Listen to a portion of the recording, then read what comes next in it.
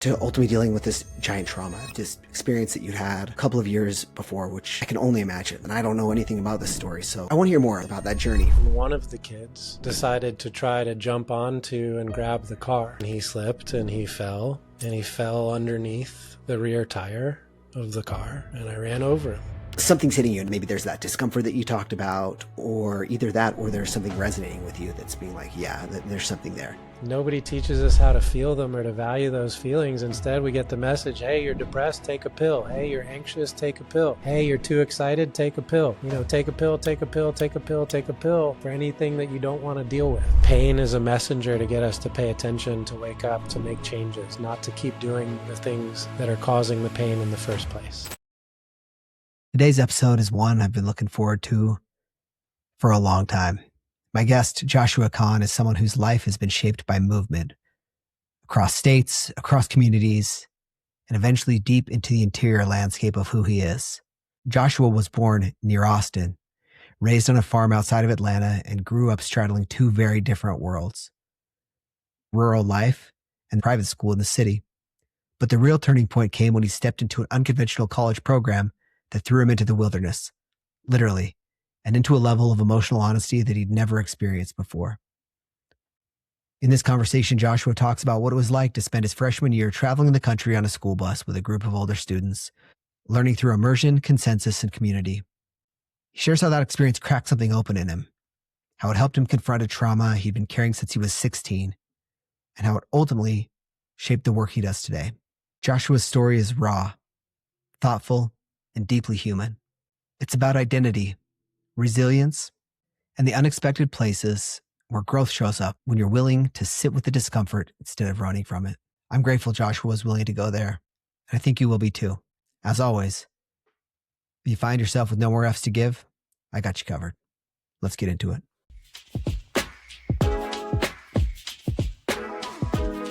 The podcast always starts the same way with this question, which is, where are you from?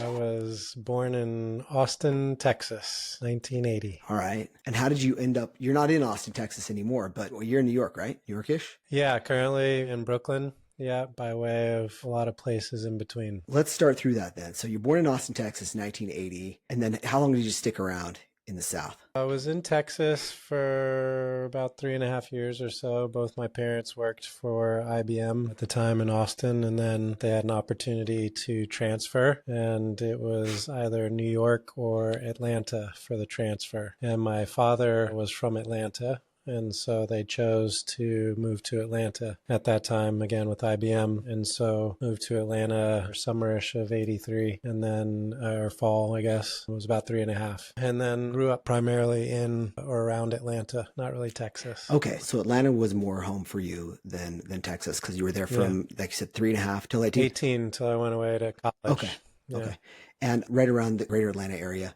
And then where did you end up going to school? So my freshman year, I didn't want to go to college. I wanted to travel. I didn't know what I wanted to do. I definitely didn't want to go sit in a classroom to do things that I didn't want to do. So I wanted to travel. My parents were having none of that and said, you're going to school. You're going to complete it in 4 years. And once you've done that, you're welcome to go where you want and do it, do what you want. But until then, here's the program that's being followed. That's where I was, senior year of high school, looking at college. And fortunately, my father, heard that on some level. I wasn't aware that he was taking it in, but he did. And he came to me eventually with a suggestion, something to check out. And it was this ad in the back of Sierra Club magazine for a small experiential education program that was out in the field. You traveled around on a school bus, and it was environmental studies. Anyway, it was in the field. And my dad asked if, I might be interested in something like that. And all I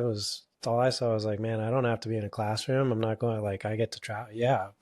Yeah. Let me check it out. And so I wound up applying, and I went to Cambridge for an interview. There was a college there called Lesley College, who was the accrediting institution for this program that was called the Audubon Expedition Institute. And it was an environmental studies program with consensus decision-making, community-focused and oriented. And you'd go into a location, and instead of being in the classroom and reading the books about somebody in some place, we were going to the place and meeting the person who wrote the book. That's cool. And going to the factory that it was written about. We were having the in-person experience of the things that other students in classrooms were reading about and talking about. We were touching and feeling and tasting and walking through. So I interviewed in Cambridge for this program, and it was mostly grad students. And I was 18 and a freshman in college, or would be if I went to the program. And so there was a pretty, in-depth interview process. Are you sure you're ready to go live with a group of people 24/7 and operate with consensus decision making and no alcohol and no tobacco and no drugs and no intimate relationships? Are you ready to be a part of something like that? And, to be out in the field and to be learning the way that they taught was an incredible adventure and very exciting. And I got accepted to the program. And so that was my freshman year. It was spent on 2 different school buses from one semester to the next, with anywhere from 16 to 20 other students, mostly 25 to 45-year-olds as an 18-year-old, mostly females. And every decision had to be agreed upon by the group. Everything was done together. Very intense living situations, and no drugs, no alcohol, no tobacco. And for me, the big thing was no relationships. No, I hadn't gotten into drugs as a kid. I wasn't a drinker. I played a lot of sports. I didn't get into that other stuff. But I definitely enjoyed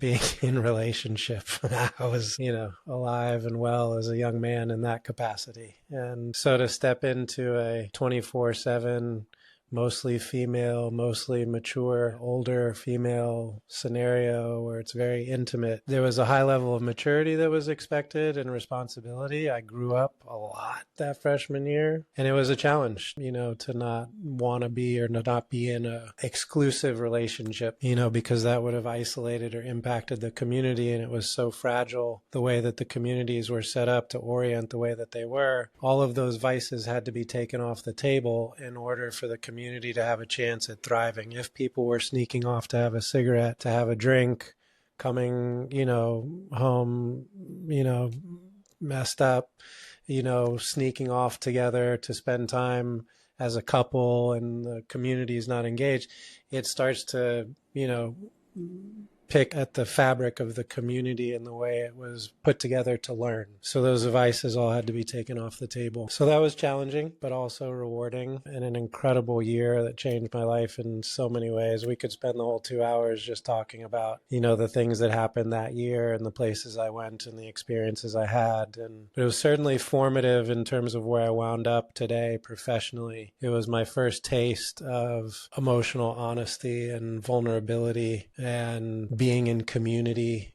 and being supported by community to do that type of work, to face the scary stuff in yourself, the stuff that you tried to bury and get away from. That was the first taste that I had in my life of a very mature and healthy space to go there. And so particularly my first semester of that freshman year with the teachers that I had, we went deep very quickly, and over the course of that semester started to heal some traumas. And so in hindsight, I can see the threads of where I am today and how they relate back to that freshman year and that first semester of freshman year in particular. So there was the Audubon Expedition Institute freshman year, and then being, a hot-blooded young man who wanted to be in relationship and wanted to have a more traditional college experience, I transferred to the University of Colorado in Boulder, and I spent 2.5 years in Boulder. And then final semester of college, I was on semester at sea and traveled around the world for my last semester. So college was a 1.5 years sort of on the road and traveling, and 2.5 years in a more traditional classroom scenario, and all of it plays a part in how I show up today. So I want to ask about the first part just for a minute, if I can, about you said you're in Cambridge and you're talking about Cambridge in the UK, not Cambridge, Massachusetts. No, It was Cambridge, Cambridge, Massachusetts. Okay. right next to Harvard. It was a little college called Lesley College in Cambridge, Mass. Yeah, so flew up to Boston and checked out BU and Tufts and, those things, and also did my interview for this program. So something that thanks for clarifying that. That helps put it together. So something else you talked about was like how you said your professors that were kind of leading your cohort through this effort. You said, well, there are several things here. So the first question is you talked about how it was important that every decision was made together. And I think that's super unique because, I think you said most people were 25, but there was some number there. Was it also around 25 of you in your cohort, or how? Oh, so it was mostly grad school students. So most of the people were coming to it having completed regular college and deciding to go deeper into environmental studies, as a graduate program. I was one of maybe 2 or 3 undergrads that were taking part in the program. And so that first semester, there were 18 students. Oh, wow. 3 of us were undergrads. The other 15 were somewhere between 25 and 45 or 50 years old, having started or worked in careers, having completed undergrad, having lived a life in some way, and then coming back to this where I hadn't really begun my life yet. I'd been living by the prescription of my parents, essentially up to that point. And this was my first sort of stepping out into the world on my own, having a new level of independence. So coming at it fresh and 18 and immature and, living 24/7 with a bunch of people that are like, come on, like you got to raise the bar. Like this isn't gonna cut it. Yeah. So you bring together 18 people. You think if they were the most, homogenous group of people you could find, they're still going to have a really hard time coming to consensus on most decisions. Why was that decision-making aspect, do you think, pushed so heavily from the leadership in that program? I just think that's really interesting, that as a skill that they were focusing to build. I don't know. I don't remember. I'm sure I knew at one time, but that's it's now almost 3 decades ago. Fair enough. But it was certainly the program and the environmental studies and the holistic approach that it took to understanding an issue. So we went to up in the boreal forest in Alberta. We went and spent a day with a traditional farmer and horse logger and got his experience of forestry and what it means to him and the role that it plays in life. And we went to the paper mill and we spent a day in the plant and learning how the trees were used and, the process and the impact that it had on the economy, just the industrial perspective on why they want to come in and do what they're doing. And then we spent another day with the local activist group who was protesting the mill coming in and the destruction of the forest. And we spent time looking at the, traditional cultures, the Athabascan cultures, and their relationship to the forest and the natural resources. And so we would look at an issue from lots of different angles. And of course, there's a need for all of this to work together in some way, right? To have community, to understand that we're all connected in this web and one's, decisions and actions impact another's. And if we can operate, with consensus, if we can operate as a community, then we can do a lot more together than what we're able to do individually. So I think it was, a microcosm of what's needed in the macrocosm, a greater tolerance for one another, a greater willingness to listen to perhaps differing or alternative perspectives or feelings or truths about certain things, but to not,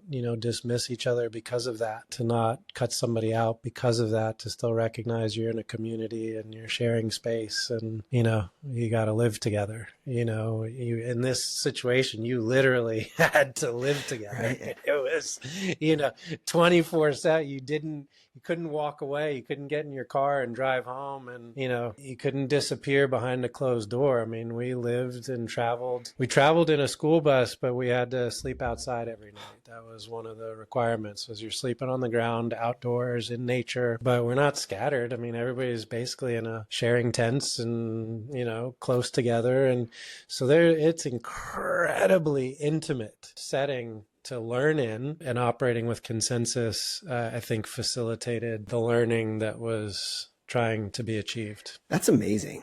I mean, that's such a unique experience to just hear about. I mean, you were clearly drawn to this kind of program, but I'm just curious kind of where your connection with the environment or just outside or, the environment outside or nature, where that stems from, or if this is something you developed. I'm guessing you had this before you had like some sort of something drew you to this program, right? I mean, it wasn't just like, let's go check out. Yeah, I grew up on a farm. Okay. So when I said I grew up in Atlanta, and then I said, well, around Atlanta, the truth is I grew up on a farm about an hour north of Atlanta in the mountains, cows, horses, acreage, creeks, trees, getting lost as a kid on my own in the woods, having fun. So yeah, I had a lot of exposure to nature, and my father hated to fly. And so our family vacations were road trips, not flights. And so we saw a lot of the country, in a car. And so a lot of our trips were to places like national parks and, beautiful destinations to drive to be in. And of course, there's a lot of nature along the way when you're,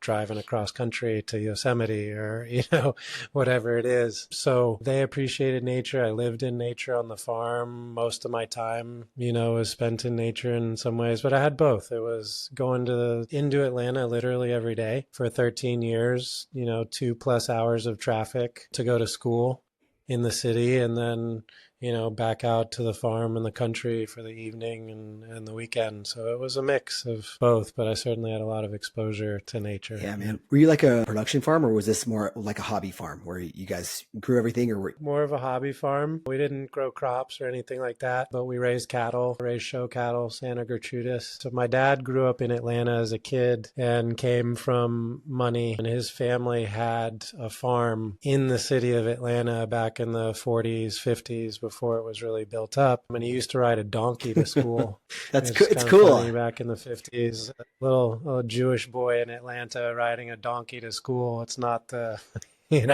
not the typical commute. So my father had, some sort of an appreciation for nature and a farm. And then as an adult and working for IBM, he decided he wanted to have his own farm. And when they moved back to Atlanta, that's when they got the property. They got into cattle. They were selling some cattle stuff, and a guy came from the Santa Gertrudis Association one day to check out this stuff. And he said, "How much do you want for all of it?" "What do you mean all of it?" Everything you have that has to do with a cow. And so that day, my father sold not just a couple items, but every trailer, every branding iron, every cattle chute, every cow that we owned, every item that had to do with a cow was sold that day. And the guy took it all. And at that point, my father, I'd been taking horseback riding lessons, and so they decided to get into horses when they got out of the cattle business. And so we raised Appaloosas for a while. We had up to about 100 head of cattle at one point, sold the cattle, and then had up to about 35 Appaloosa at one time. So raised horses for a while, but it was more of a hobby than it was I'd say a working farm, but he made it work, sort of. Yeah, I mean, that's also a big hobby. I mean, that requires a decent amount of care. Yeah. It's not one little pony. Yeah. I mean, 100 head of cattle or 35 horses, that puts it in perspective. So thanks for that. Okay. So I can see now this connection to nature because, if your family is responsible for that, even if there's, folks working on the farm with you, like there's just always stuff that has to be done. Right. I mean, so you're spending plenty of time outside. So sleeping on the ground probably isn't, you'd slept in a tent before. This wasn't all that. Yeah. Okay. Thanks for that extra context. That's cool. I'm going to come back to this, but while we're on this topic, I have one of those thoughts in my mind that's not going to go away. So I just want to ask. I find that, the story you told about your dad, like leaving and then at some point, like wanting to come back and have a farm. Like, have you ever had one of those thoughts in your own mind? I mean, I know that's about as far as the greater New York area as you could get, but do you ever think? I laugh at how much of my life is a mirror already of the childhood in that scenario. It's somewhat reversed. I live full-time in Brooklyn as opposed to, the childhood where I lived full-time on the farm. But the house that my wife and I bought a few years ago is a couple hours north of New York City, up in the Hudson Valley in the Catskill Mountains. And we have 18 acres, and it's in the woods, and it's on a river. And I just, got the four-wheeler that's almost identical to the one that I rode around on as a kid, and it's 25 years old. And I find myself looking for a tractor and drawn to a Kubota tractor, which is what my father had and what I had as a kid, and wanting to do many of the similar things, the things that I rebelled against and didn't appreciate as a kid. In hindsight now as an adult, I certainly appreciate, and I find myself recreating. So yeah, I don't see myself having cows or horses on the scale that I did as a kid or that my father did, but I'd love to have a couple horses for my kids to be around and experience. I'd love to, work the land in some way and have that connection, and not just have them be city kids riding the train and going to the deli. And I want them to, be able to get their hands dirty and, dig a trench and fix a fence and, that kind of stuff as well. So yes, it's, I like that. there's a lot of overlap. I like that. I can relate to a little bit of that myself. I can understand why there's value in seeing both sides of the proverbial and the actual fence there. So, all right, now thanks again for going down with me down that second tangent. I want to come back. Something you said about your time at Leslie, right? That's the name of the college? I was accredited by Leslie College, yeah, but the program itself, what I actually attended was the Audubon Expedition Institute, or AEI was the easy contraction for that. It's a mouthful. All right. So Leslie or AEI, you mentioned while you were kind of describing it early was you're like, you talked about how there was a lot of, the environment was really intimate, and you said, we went deep the first semester, and you said I began to understand and heal from some traumas in the past. Was that like an intentional process from either yourself or the teachers, or was that just something that happened naturally? Yeah, that's the first question. I don't know if it was intentional on the teacher's part. I certainly, at a minimum, was something that happened naturally because of the presence that they held as teachers, and just what they are aware of as human beings, and the way that they ask questions, and the way that they taught the subjects, and the beingness that they are as humans lent itself to that type of introspection and honesty and a safety that fostered people's ability to go there. So there was a natural element to that for sure. I don't know how much on top of that was intentional or by design, but on day one, day two, in the first couple of days, we all meet up for the first time in Canada. Flew to Canada to, get on this bus with a bunch of people I'd never met and do a bunch of things I had no clue that I was going to do. And I think the first day we drove to a farm in Alberta, and we're setting up and we're sitting in a circle just having class on this guy's farm. And it was day two or day three, and somebody starts talking about being sexually abused as a child. And I'd never heard anybody talk about anything like that. And, she spoke about it with a lot of emotion. And here I was, pretty buttoned up, sheltered, naive 18-year-old boy, who didn't have a huge range of emotions that I expressed or that, society encouraged me to feel. So boy, you're tough. And, childhood had its moments, you shut down emotion in my household. It wasn't a place where you were emotionally expressive. So I come from a house that wasn't emotionally expressive, and a traditional education that doesn't have room for emotional expression. And then I go and I find myself sitting in a circle with a bunch of hippies. Is what I said, it's just people that, ate vegetarian food and didn't wear a polo shirt, because that's the background that I came from in the small private school that I went to my whole life from the time I was 5 to 18. This little international school, which is a great education. I learned to speak multiple languages, but I wasn't exposed to the world, not in a traditional sense. So I was very naive and very sheltered. And so to be around somebody talking about something like that and expressing themselves with a range of emotion that they were expressing themselves with, I was like, holy shit, what the fuck did I get myself into? I can't do this. This is not for me. I'm in the wrong place. Yeah. It was terrifying because of the honesty and the vulnerability. And I think on a deep level, I knew, fuck, I'm going to be that's going to be me at some point.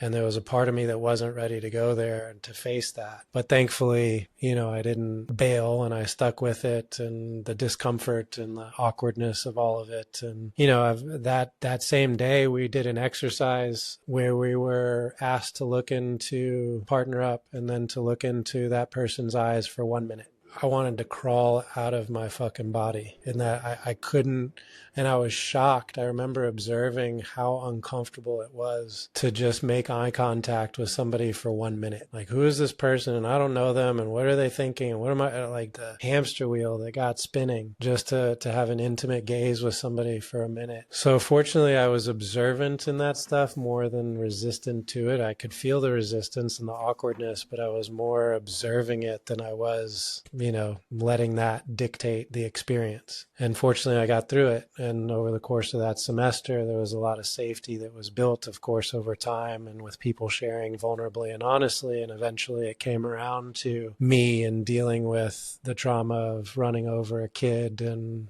thinking that I killed him, and, not processing the emotions of that experience. The kids that I went to school with, the teachers at that school, the adults in my life, nobody really knew how to be around me and the trauma of that experience. And so it just got stuffed. And it wasn't until, 2.5 years later that it came back to the surface. And it was in this environment of intimacy and trust and, intentional communication and safety that it was like it happened all over again. The emotion came and I was able to get through it. So the teachers were very special people. I still look back on them, with tremendous gratitude for what they facilitated, intentional or not, the sum total of their experience in life and their wisdom came through and set the stage for a lot of people to do some deep healing together, and that was a critical moment in my life at, 18. It really set a very different tone for what's possible, in life compared to what I'd experienced up to that point. There's a big distance here that we went through. You talked me through just now and you explained it really well, from sitting in this first experience and feeling discomfort and then a little fear and several other emotions and wanting to, you described not directly, but kind of like a little bit of fight or flight. Like, okay, well, what do I do here? Do I lean into it? Do I run away? What are my options? And then to ultimately dealing with this giant trauma, this experience that you had a couple of years before, which I can only imagine. So, your middle of your teenage years. And I don't know anything about this story. So I'm just trying to understand. I want to hear more about that journey from these two scenarios, I guess. So I'm wondering if you can help me talk through a little bit more about how you went from those two places, those 2 points in your life. Yeah. So 16, girlfriend is in the front seat of my car. Younger brother is in the back seat. I had a really big stereo sound system in my car, and I was sort of the first kid at my school that had something like that. It was, I went to a small private school, so they weren't used to that sort of flavor. And so I brought some bass to the... You got to tell me what you had. Did you have, look, this in my neighborhood and where I grew up around, like the speakers were a thing around that same time. And so, yeah. Like I had 3 8-inch JL audio nice subs in the back, which they're not huge, but they really thumped. And those 3 put a lot of it. You were in a massaging chair. It was everything vibrated, all the mirrors, none of them stayed still.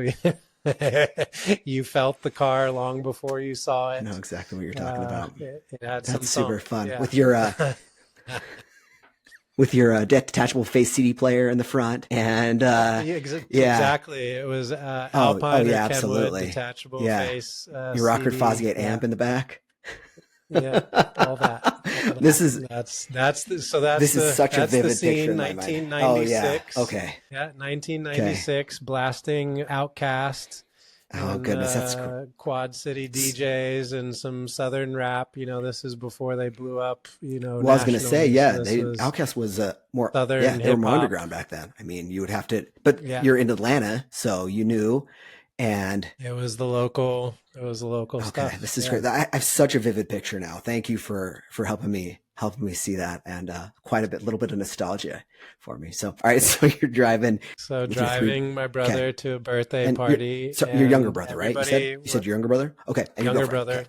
Yeah. And girlfriend and small private school. So everybody knows Mm. everybody, 600, 700 kids in the school, kindergarten through 12th grade. And so I approach the party and the tunes are blasting and all the kids are out in the street playing games together and they hear and see the car. And I pull up to an intersection, a T. And I stop, and all the kids run up to the car to greet my brother. The windows are down, and everybody's saying hi and blah, blah, blah. And I tell all the kids, back away so I can pull into the driveway and drop Jess off, and, we can go to the party, and Stephanie and I can take off. And all the kids back away. And I go to pull across the street and into the driveway, and one of the kids decided to try to jump onto and grab the car as I was driving across the street to the driveway. He didn't grab onto the window successfully as he attempted, and there was nothing for him to put his feet on, and he slipped and he fell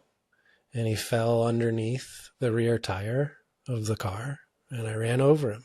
I could feel the bump, but what really made it real was hearing the screams of all the kids. And I knew that something really bad had happened. I didn't know what, but I knew it was bad. And I threw the car in park, and I flew out of the car without even closing the door and ran around the back of the car. And I just see a kid laying face down in the street with a pool of blood growing around his head. And there's no noise and there's no movement. And for a moment, however long it was, a second, 2 seconds, I thought I'd killed him. And then he made a sound that I've never heard come out of a human before.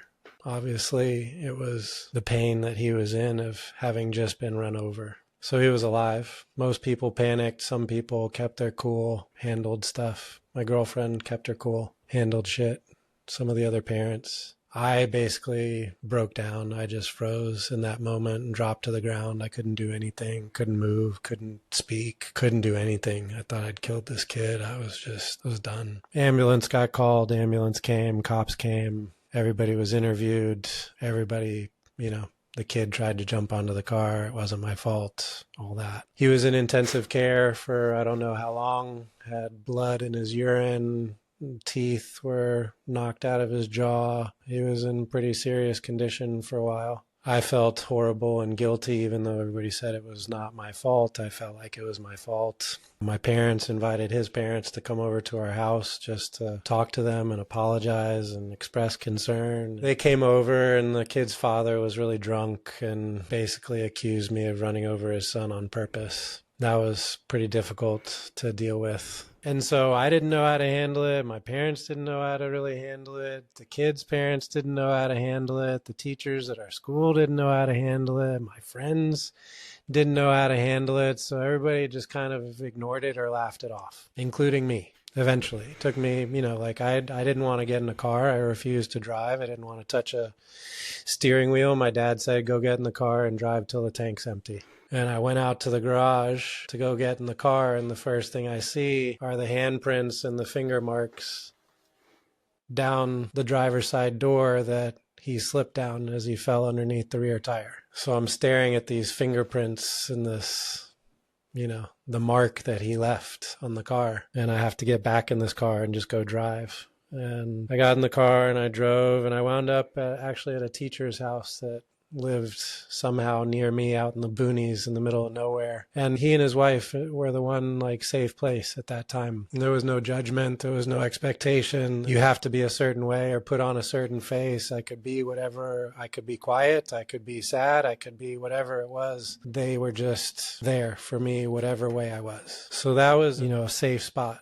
within all of that, but it was pretty fleeting. It was pretty small in the day-to-day and how it unfolded over time. And so that's where it got left. It got turned into a joke pretty quickly at school. And this kid, was run over by a city school bus. He did negligent things and wound up in very bad positions often. So it was a pattern for him. But I carried around that guilt, for a long time. And they wound up suing us, trying to sue with insurance, and had to be deposed. And it was a huge process. Anyway, it all got buried until that freshman year of college. And then it came back, and I felt all that emotion again that hadn't really been able to be felt. And so I had the emotional breakdown, and I cried the tears, and, went through all of that again. But this time there was some resolution to it. And this time there was some completion to the process. It wasn't left undone. It wasn't left undigested as it had been before, incomplete. For that moment, it had been taken to completion, and so that started to open up, a new range of emotions and, just understanding of life and the connections and what matters. And, it was some life lesson stuff. Wow. Thanks for sharing that. And I know it's the past, but I just want to say I'm sorry I had to deal with it. That's a lot, man. I know we don't think so at the time, but you were a kid, That's a lot for a kid to deal with. Very, very much a kid. And, to add on an ironic twist in some way, it was that I was run over as a 5-year-old by my mom on Christmas Eve and wound up with a broken pelvis. So it's not necessarily related, but there was a part of me that was like, wow, it's coming full circle in a way, That is. This pattern here, another, iteration of somebody being run over. This time, I'm on the other end of it. So I thought I'd throw in that little, that little morsel for you. I don't know what the connection is, but there's definitely, like you said, a full circle there. There's a connection there because, those are two pretty, stats on those two things happening to the same person, pretty unlikely. So, wow. Each of those incidences, as I think about it, should have resulted in the death of the person that was being run over. I should have been killed when I was 5, should have been crushed under the car and broke my pelvis. I lifted the car. I put my hands in front of my face and kept the car from crushing my skull. That's 5-year-old, literally? Its own. That's like some, that's some cosmic help there. That's amazing. You hear the stories of mind over matter and somebody lifting a car, to get it off of somebody. You hear those types of stories. I wouldn't believe it, other than I have a memory of the tire treads and watching the tire go over my hands instead of crushing my face. Wow. And running over the kid at 16, he also shouldn't have made it. But in both incidences, we were able to walk away. So that's amazing. Certainly intense. You say certainly intense or intent? Yeah, certainly intense. Yeah, there's little miracles. I don't understand them, but they happen. And there's a little cosmic intervention there in some way. I firmly believe that. What I mean by that, I firmly believe that those stories are both true. Wow, that's amazing. So you had more to say, please. It sounded like you took a breath and you were about to say something else. Well, that was one in a series of events, that occurred in my childhood into sort of mid-teens where I probably shouldn't have walked away from the situation, but did. There were enough events where I came close enough to I should have died that I couldn't ignore them. And as a kid had a sense early on that there's got to be a bigger reason that I keep walking away from this stuff. I don't know what it is. I don't know why. I walk away from the head-on collision without a scratch. I don't know why, I didn't get bitten by the snake and, die poisoned to death. I don't know why my head didn't get blown off with the shotgun. I don't know why I didn't die when I get run over. I don't know why I didn't die when my heart stopped in childbirth, and had to be brought back, So there were lots of incidences that made me wonder, what's the bigger purpose? When did you start to see this kind of, you painted a really not nice. You connected up several dots just now. When did you start to see those as kind of a connective tissue or connective thread there? Was that? Probably my early teens. Okay. Like 12, 13, maybe somewhere in there was where I remember being somewhat cognizant of that, where it wasn't just experiencing these things on an emotional level. It was actually starting to reflect on them and ask a question about them, like why, not just that was scary or, oh, I'm so lucky, but what's the series of events about? Why do things keep happening, and why do I keep walking away? What's the bigger purpose, right? Whenever we start to ask that question, I don't know when that sort of, but I think it was 12, 13, somewhere in there. And who are you asking this to? Or is this a self ask or? Myself. Yeah. Yeah. You mentioned a couple of things. You mentioned about, having this, actually, let me go to that.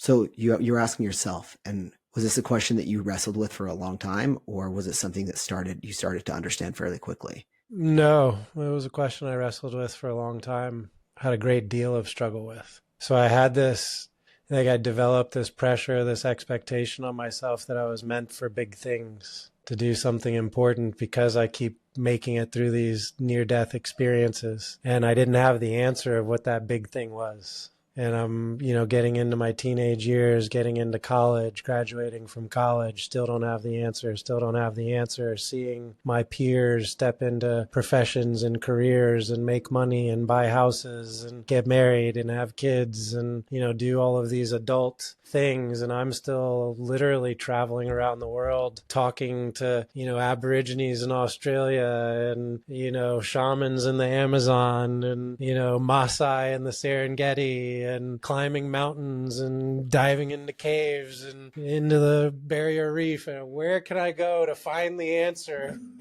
Who am I? What am I supposed to do? What am I here to do? What's the bigger purpose? What's this all about? So I had this. There was a lot of fun in the travel and the exploration, but there was also a lot of pressure and expectation that I placed on myself, and it wasn't fun in that respect. Not having the answer, feeling like there was something bigger, but not knowing what. And so that led to a lot of travel. That was part of what led to a lot of travel. And eventually to settling down more so than traveling and, doing the internal discovery rather than the external out in the world discovery. It was easier to go out in the world and explore. It was harder to go inside and explore. And that freshman year was the beginning of the go inside and explore, whereas I'd been, I went to China when I was 16 with the Model United Nations, and that was my first time away from my parents and first time out of the country, and different language, different culture, different history, halfway around the world, independence. I came alive on that trip. Like, yep, I'm traveling, I'm getting out in the world, screw all that back home. Like, I'm out. This is great. So I was inspired, and I went to an international school. So I grew up with kids from all over the world, and so I had this desire to go out and see the world and explore externally. And then the seed started to get planted that led to that deep internal exploration. And so the less of the external travel, more of the internal as I matured and became older. And again, that eventually leads to, what I'm doing now, can trace back to some of that. So, yeah. As you were making this contrast just now, I was thinking about this idea of looking for things out in the world, the literal world. And I think there's a lot to that. I think, you can learn a lot about yourself, and I think it's such a worthwhile endeavor to get out and try to experience the world for sure. And also, I think it's interesting that there's so much exploring also to do within yourself. And you're with yourself all the time. But I think correct me, please, if I'm making too much of a jump here, but it sounded like you spent a lot of time looking for something and through your travels. And a lot of where you ultimately found it was yourself as your own traveling companion. It doesn't sound like you were traveling to avoid something. It sounds like you were traveling to seek it, but I don't know. Is there something to that? Like do you think those travels were were an important part of you ultimately getting to the point where you then could do the self-discovery? Or do you think that, okay. Absolutely. Yeah, it was both a seeking and an avoidance at the same time. I wasn't aware that I was avoiding.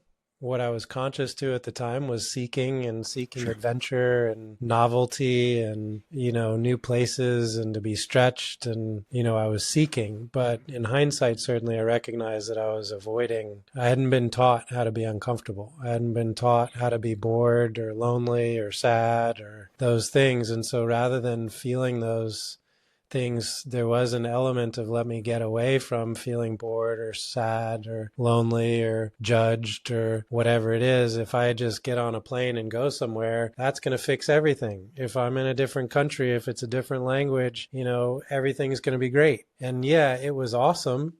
And it changed me and it shaped me. And it's one of the best teachers I've had in my life. And I will continue to do it for the rest of my life and encourage others to do it. But there was an element in that of avoiding certain things and looking for the travel or something in the travel to fill that void or to make that thing go away. And now it wouldn't be the same.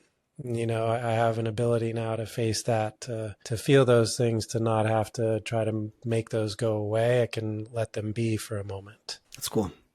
So it was both, but it was critical. I wouldn't change it for the world. It was a huge piece of, it's where I learned that there are lots of other ways to do things. What eventually allowed me to be open to feeling feelings in ways that I hadn't felt them for the first half of life. Oh, other people do this, other people do this, other people do this. Well, I can do lots of other things too. Oh, I can do something else with my feelings, right? I can do something else. I can do it differently than what everybody else does, or what society accepts, or, values in some way, what's rewarded. I can break the mold. There's countless other examples of how people live life differently than how I think or thought it should be done. And they're perfectly happy, and they love their partners and their children, and they want to live life, and, they're living life. They're being human, and they're doing it in very different ways than we do it here. There's not just one way to do this thing called life. Okay. We got some choices. Where am I willing to give myself some choice, and where am I willing to make some tough choices? But that's a big mold. You mentioned breaking the mold. That's a big mold to break out of, man. I mean, I don't. So you mentioned something earlier in our conversation. I think you mentioned something about your dad being Jewish. Did I catch that right? And so was that? Yeah. I mean, was that also like, my background is with like a high demand religion, let's call it, and religions in general have a high demand. So when you're taught, hey, this is the way that we do this because this is the right way, because this is what our religion teaches, it's I think that adds complexity to a situation. So and also I don't know, my understanding is there's also like a lot of traditions that go with that and other things. It can be hard to see that there are other perspectives and other ways that are good or right, or like you said, there are different ways and other good ways to live life. Did that add anything to your journey as you broke it through it, or was that not really much part of your?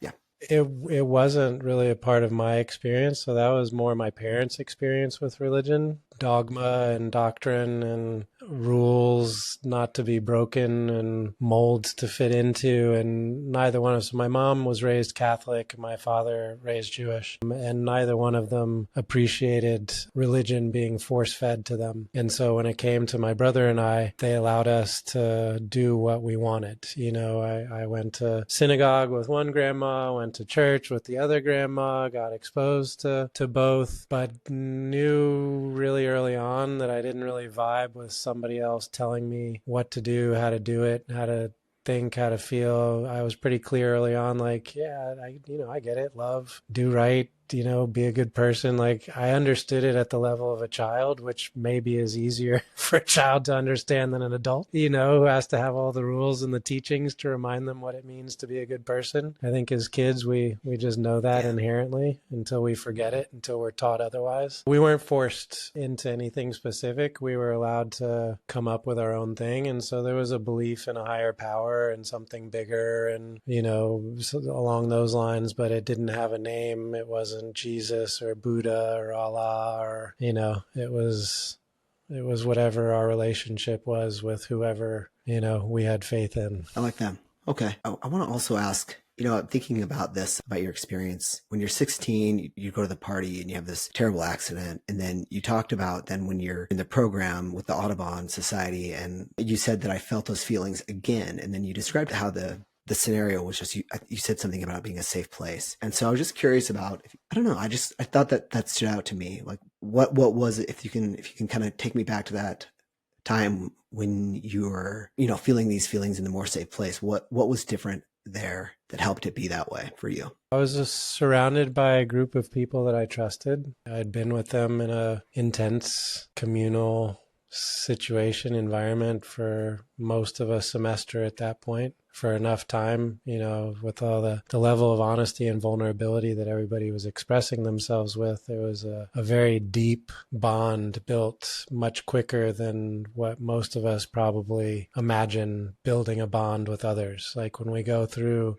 shared trauma of some sort, when we go through some sort of trial together, you can build a bond with people more quickly than, when you don't have that level of intensity of a shared experience. But living the way that we did, learning the way that we did as a group, traveling, spending all day, every day together, essentially. I mean, who do you have in your life that you spend all day, every day with? I mean, not even your wife or your kids. I think most of us can even say that about. So to have not just one person, but to have 15, 20 people that you are spending the better part of 24/7 with for several months in very challenging situations, the challenge of communal living or the challenge of a grueling backpack up a mountain with 50 pounds on your pack and a week into the backcountry and making your own food and dealing with the feelings of wanting to give up and the emotion that comes with that, or being on a week-long canoe trip and paddling into a headwind for 6 hours and making no progress and still needing to get 20 miles, upriver. Like,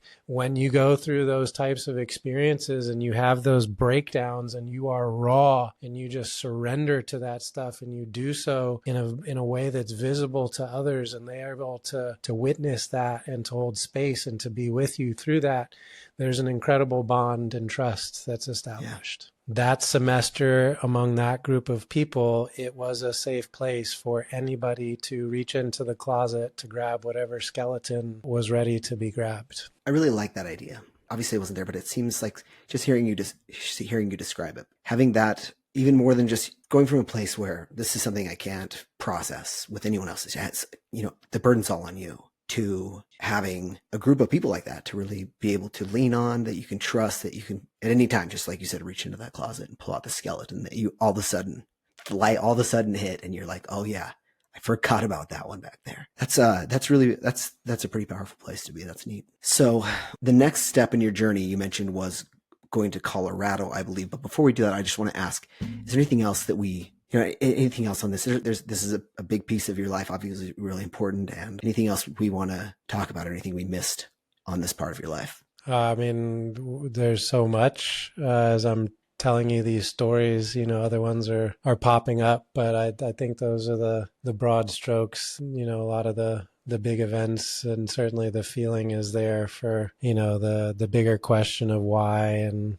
what, and planting of seeds to feel, and where some of the stuff came from of not wanting to feel, traumas and childhood. We all put up the walls, to avoid feeling the stuff that hurts and we don't know how to deal with. And, hopefully at some point in life, we get the people or tools that can help us, face that shadow, slow down, stop running. So yeah, I think those are some of the most important pieces for that. All right.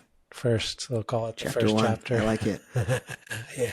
Well, like if something strikes you, let's feel free to reach back in. And I like this idea of reaching back into the closet and grabbing a story or a skeleton, as you called it, or we can go back. So, all right. So you finished this program. It was clearly super influential to you. And then from there, I didn't finish it. I transferred. I left it prematurely. So it was a 4-year program. It was meant to be 2 years traveling around on a bus like that in the field, and a third year spent at the Leslie College campus doing the core requirements for that accreditation within that college.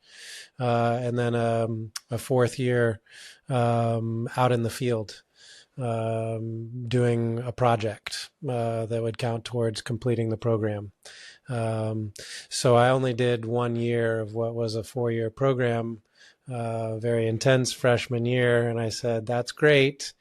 And now I want to go party and kiss girls and have some of the more traditional college experience that I had in mind before I took this turn in the Sierra Club magazine to going to living in the wilderness my entire freshman year and not, being in a relationship and doing no drugs and drinking no alcohol and just no partying and no relationships my freshman year of college. I don't know how many people go to college and their freshman year has 0 partying and 0 relationships. But after I did that, I said, okay, I can go do those things now. I did this. Yeah.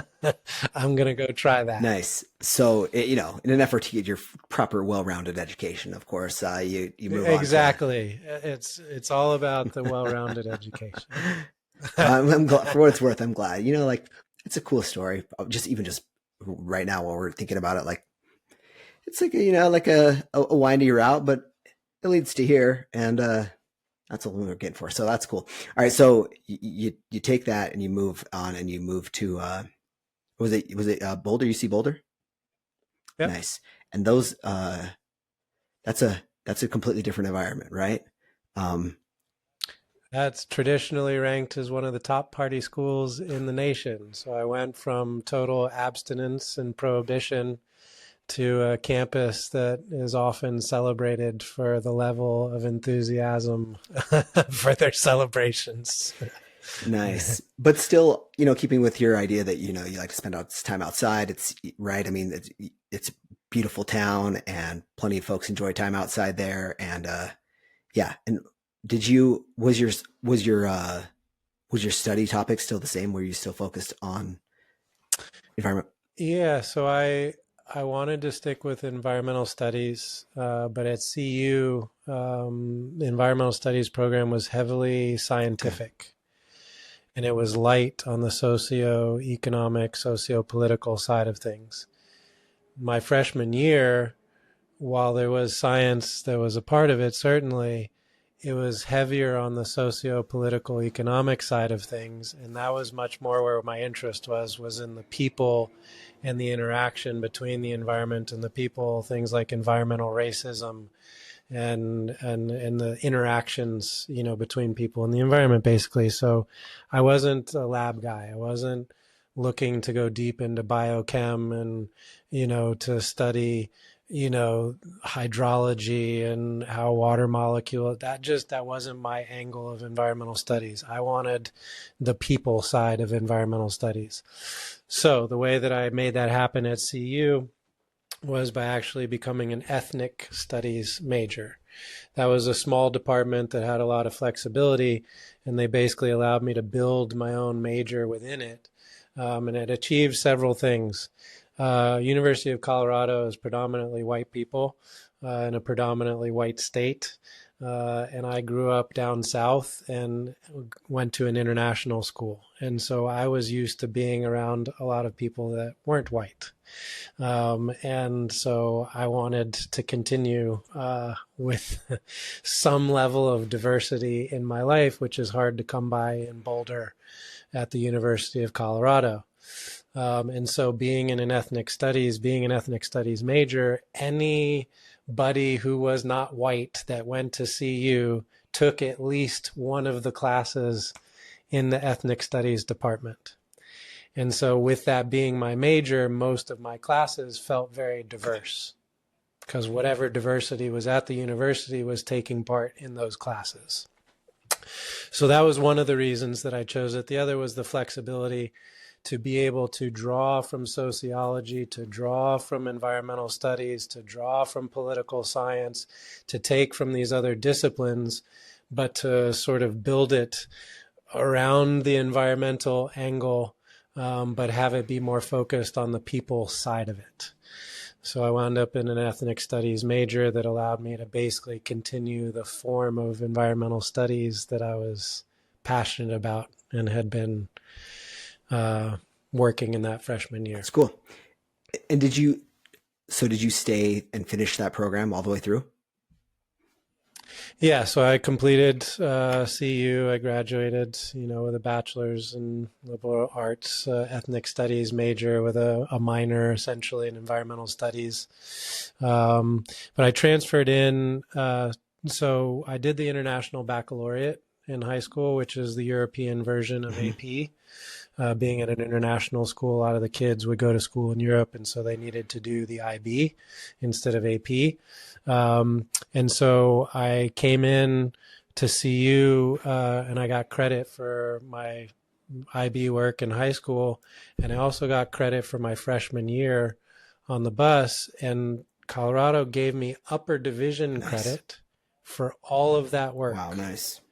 So I placed out of almost all of my core requirements and a good chunk of upper division requirements, credit requirements. And so for my 2.5 years at CU, I was able to have a 12 credit load. Essentially, I took a light load, still could finish on time because of all the stuff I came in with. And I basically had a 4-day weekend all through college. I had most of my classes on Tuesdays and Thursdays and some Wednesdays, mostly Monday to Friday to Monday off. And so I wound up spending more time off campus than on campus, working a job, than being on campus and going to school. So I transferred in as a sophomore, didn't have the freshman dorm experience and bonding with everybody, joined a fraternity hoping that I would bond and connect that way. That was a horrible mistake and experience. Quickly got out of that. And so, CU was really more about working and the friendships that I had at work than it was about campus and college life. And so I spent a lot of time in the mountains and going to Rocky Mountain National Park and going snowboarding and living life out in nature and showing up on campus to do what I had to do Tuesday, Wednesday, Thursday. That's cool. What kind of job was it? Just curious. I worked at PF Nice. Chang's. So I was, at that point, I was waiting tables. I did everything there, host and busboy and expo and food runner. I did all of it, but mostly waiting tables. I think working in food service is just a great college job. I worked in both. It was awesome. It's quick cash. It's flexible. It was a great job even after college. It's what, funded all my travels. I'd work hard, pull double shifts, save every dollar till I could buy the ticket and have enough to travel on for a while. Travel till I was broke, come back to the restaurant, pick up shifts right away, stack the cash, go out on the next trip and adventure, rinse and repeat. I love it. So restaurants treated me very well. So then after you finished with your degree, then you stuck around in Boulder for a while and you were just, no? Okay. Where was, okay. Nope. There was no sticking around anywhere for a while. So I did 2.5 years in Boulder. And then my last semester, I did semester at that's sea. right. I forgot. Yes. So I traveled around the world in 100 days. That's like on a giant cruise ship, basically, right? And then you go. Yeah. It's on a small cruise ship. In the world of cruise ships, it's a small one, but it's a cruise ship. It's not a dinghy. We ran around the world, got to go to Cuba, got to meet Castro. We got invited to the National Assembly. I was probably 20 feet from Fidel Castro for 5 hours taking photos. Went to Brazil in the rainforest, South Africa, India. Went around the world in 100 days. And that was like, oh my God. Wow. And so, between China and high school and the bus my freshman year and then going around the world on this ship, like I'm out. I'm traveling. So I came home. I graduated in May of 2002. And then by January of 2003, I was in Australia. And so I traveled and worked in Australia for 5 months. And then I came home for a few months. And then I went to, where did I go after Australia? I went to London. And then I lived in London for 6 months. And then I went and met some friends in Central America. And I traveled in Costa Rica and I got robbed and lost my passport and my money and my plane ticket and everything of value that I had. And I was stranded, literally stranded in the jungle in a mudslide in the middle of the night in a bus, not speaking the language. And I was going to see a girl and I managed to find her and I followed her all the way to Vermont and I moved to Burlington and, then traveled around Africa for 6 months with her. And then we broke up and then I traveled around South America for 10 months with my brother and a friend. And so lots of travels, lots of, not stopping. Eventually, after on and off living in Burlington, Vermont for a couple years when I was traveling to Africa and South America, I wound up setting up shop in California and I lived out there for about 8 or 9 years. I settled, I got a car, I got some cats. I, stopped living out of a backpack and off of a couch and, took up some responsibility and some roots a little bit. And that turned into almost a decade in California, and eventually, my lady moving out and having a kid, and then eventually moving from California to New York, where I live now and have been for almost a decade. Wow. So when you decided to set up shop in California, what were you doing for? Was this still like working in food service, or did you decide to start a business of sorts? yeah, so when I stopped in California, I'd come home from traveling. I didn't want to work restaurants anymore. I was ready for whatever was next in my life. I didn't want to be the 45-year-old guy that was waiting tables. They were there, Yeah. And it was a good hustle, but I didn't want to be. I remember being 20 and looking at that guy and not wanting to be that guy.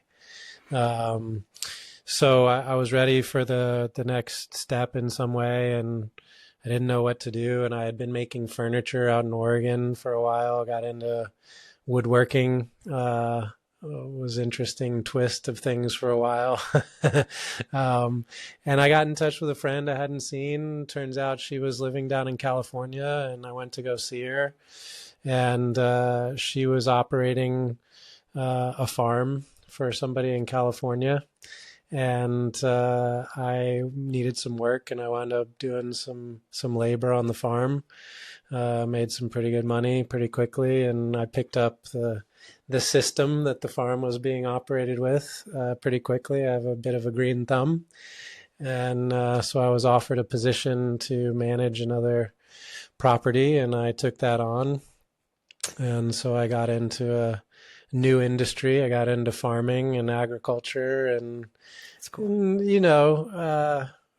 Grew up on a farm, but we didn't grow crops, so it was a new angle on things. But certainly got familiar with the stress and anxiety of being a farmer, and having no guarantees and all the uncertainty and everything that goes along with that. So, but that's what I got into in California for the decade, was agriculture, and eventually the stress and the anxiety and the benefit no longer were worth it, and closed that business down, and then came to New York. Which is a totally different kind of stress, right? I mean, trading the stress of, were you Southern California, or what part?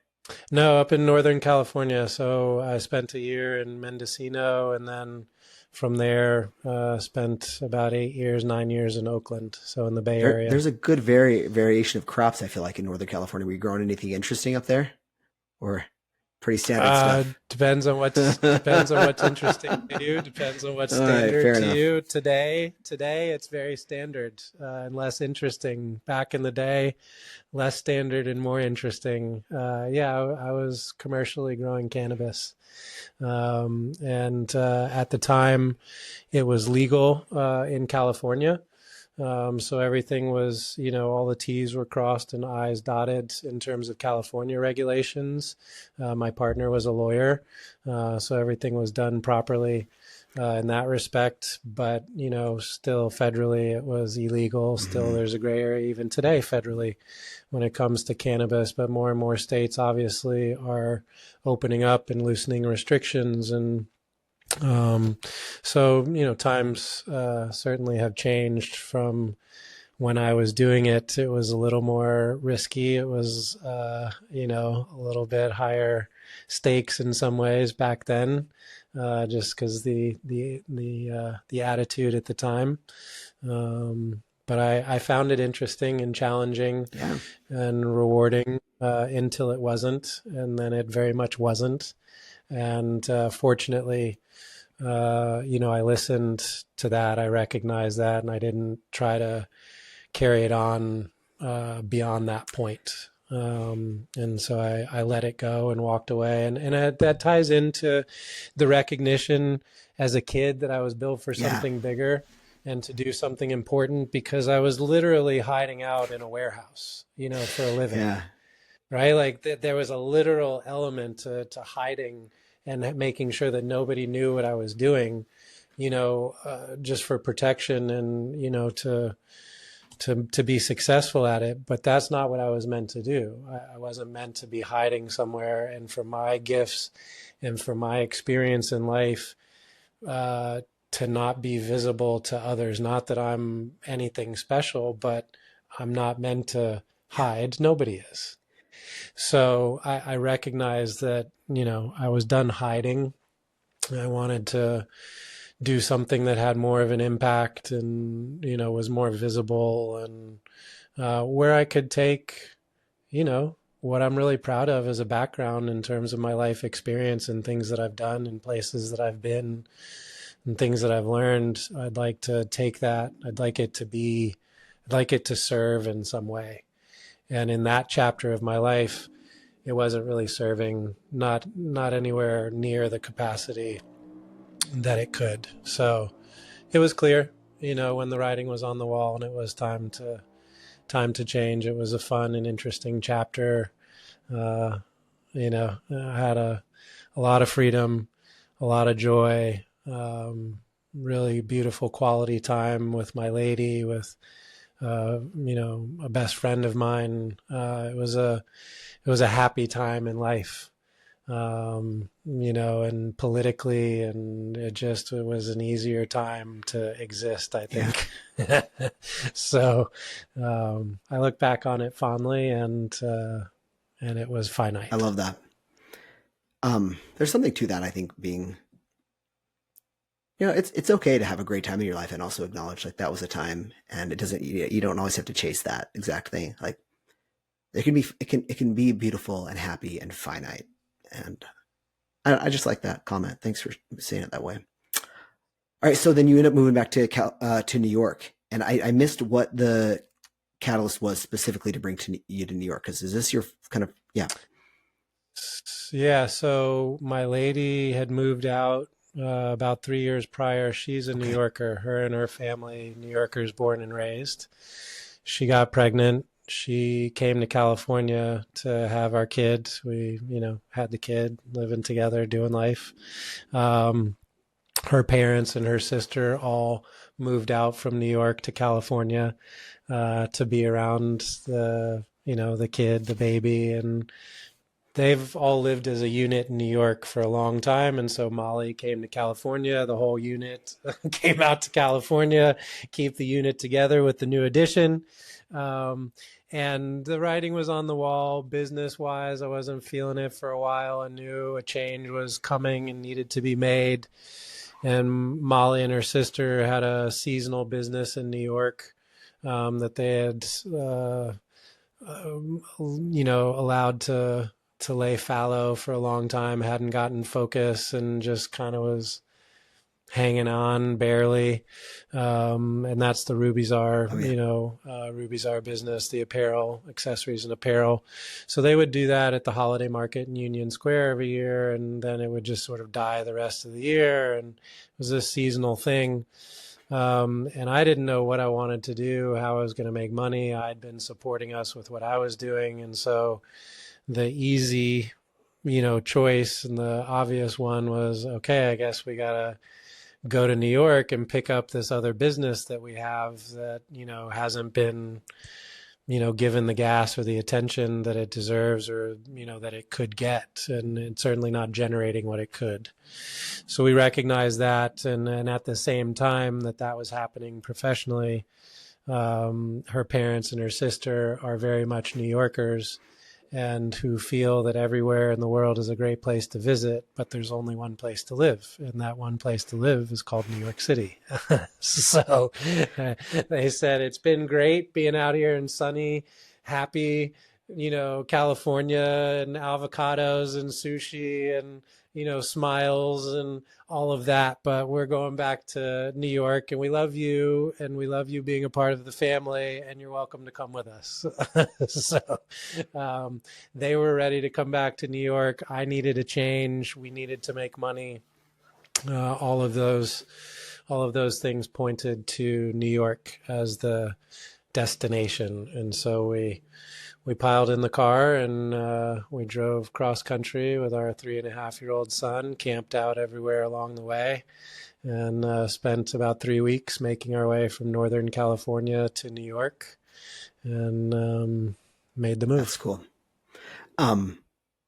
So look, I want to pause the story for a minute here, because I want to be judicious with our 20 minutes. We can either, and I just love, I look at your story. I want to hear it in your way. So we can either we have a couple of options. We can either, kind of continue at the pace we're going, which I like. This is my preference, by the way. If you have the time, I think this is an awesome story and I don't want to miss out on any of it. But the trade-off is that we'll either have to reschedule for some more time, or we can just extend. If you happen to have a little extra time on the back end here, that's cool. If not, I have another okay, hour. cool. I can do that. That's exactly what I have as well. So I think we can do it in that time.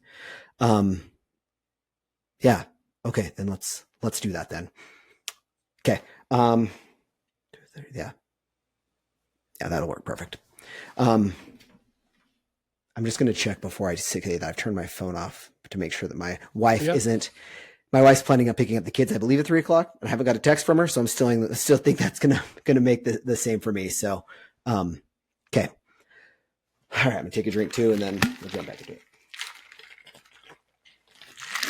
This story you're telling me right now, by the way, this makes sense. I was looking through your Instagram and I went all the way back as far as I could. And it looked like that. I was trying to figure out how this road trip looked like, because I knew you're on the East Coast. And I'm like, this road trip feels like it started in California. And I was trying to understand how it started in California. Now I understand how your road trip on Instagram started in California, which I don't know. It was also a cool story. And yeah, okay. So now back to it. So you end up going to New York with your partner and her family, and and like the way you said it, I've known a few New Yorkers who feel this way. Like like you can live somewhere else, but why? Like why would you? It's so good here. Like yeah. I like that. So.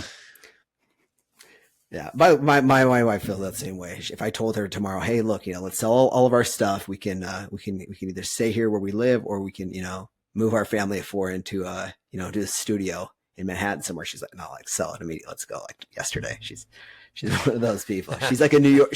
Even though she's never lived there, if you ask her, she's like, she feels like a New Yorker who's just, an unhoused New Yorker at the moment, or a New Yorker living somewhere. Anyway, all right, so you go back to New York, and do you when you go back to New York, do you actually like land? Are you actually in the city, or where do you land? Are you in Brooklyn then? Yeah, so we land in Brooklyn, out in East Bushwick. Nice. Bushwick at the time was, gentrifying.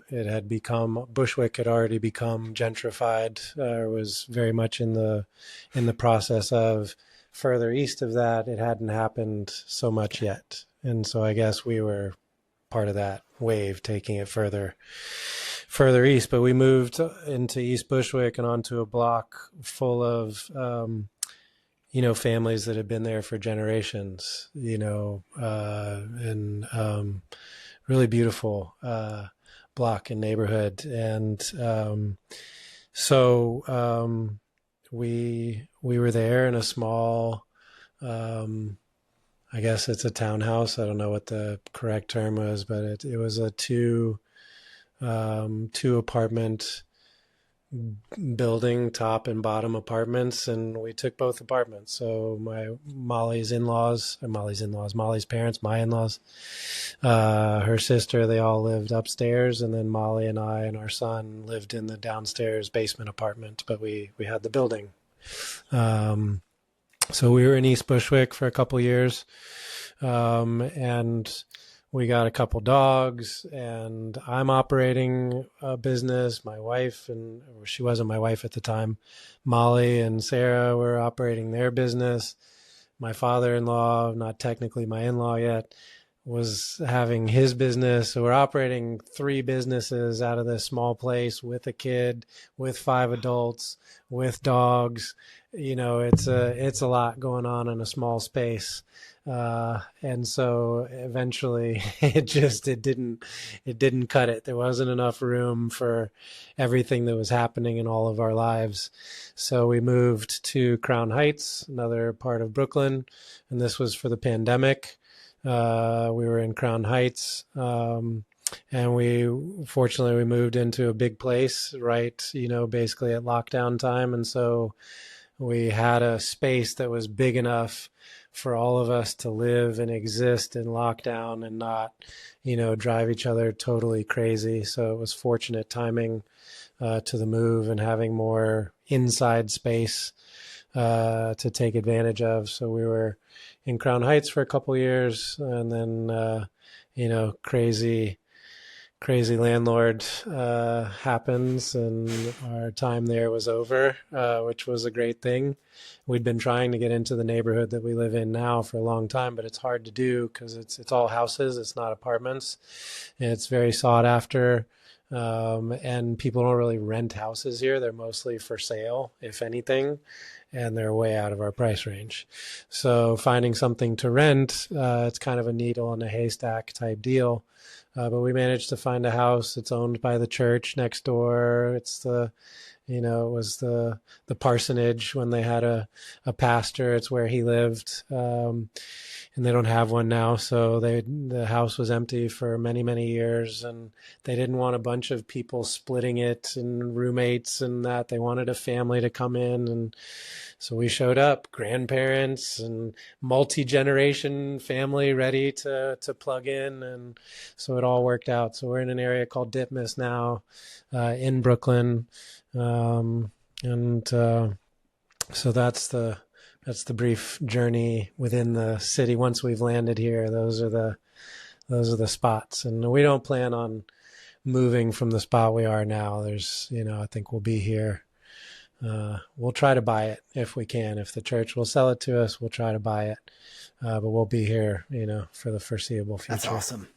I mean, it's now you sound like a proper New Yorker, where you're like, why else would I move? This is it. We like it now. Well, it's our kids are set up here. I can't imagine living in a different city now that I've lived here. It would be hard to take the level at which things happen here, Broadway, theater, performances, concerts, restaurants, food. Things just happen on such an incredible scale here. The best of the best bring the best of their best here. Chances are, they bring it other places too, but you're pretty much guaranteed that everybody's going to show up here at some point or another. So New York is a special, it is a special place. And my kids, like my son, in 6th grade at 11 years old, could get on the train and go to school on his own and get himself to soccer practice and meet up with a friend for a slice of pizza and go out to a movie. And at 11 years old, and I'm on a farm in North Georgia, I can't do shit. I have zero independence. I have zero freedom. I have the freedom to go out in the woods and shoot a gun, or to ride a 4-wheeler, or to drive the tractor, right? To ride a horse. Like, I have those kinds of freedoms.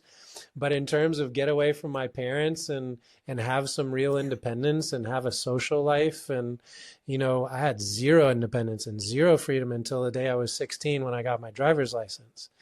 So for my son to have the ability at 11 to go meet up with some friends if he wants to, and I don't have to be the chauffeur for that, that's a win-win for everybody. And things that they're exposed to, he rides the train to school and he might hear one of 100 different languages when he rides to school, as opposed to going to school somewhere where everybody has to speak English or they're not American. It's true. It's just, there's a different level of diversity. And to talk, about the bus and living as a community and working together, I don't know of a place really better than New York that represents humans from every walk of life, economically, from the poorest of the poor to the fucking richest of the richest Yeah. billionaires, right? And gangster to granny, like you name whatever spectrum you want to name, they're all here in this city and they coexist. They make it Yeah. work. It, And there's not a lot of places, I don't know how many places that is really true for, where you can have people from every continent and every religion and every, cultural norm and expectation, where you can all come together and there's a tolerance. yeah. There is, and you use the word community, and that's what I was thinking about while you're talking. And I don't know, I don't know what it is that causes that sense. And I've only visited New York as a consumer, as a traveler, but like, I don't know. It feels like there's like a sense of community in New York that I haven't experienced in other places. How many millions of people are crammed into how many square miles? Yeah, good point. Is it? Just think about the sheer density of the existence for many people in New York. You are literally on top of your neighbors and next to you. I mean, your building touches your neighbors. I mean, you have a wall between you and your neighbor. You don't have a yard between you and your neighbor, right? Yeah. Like a lot of people are in that situation. So you might be the rich old lady on the Upper East Side. You might be,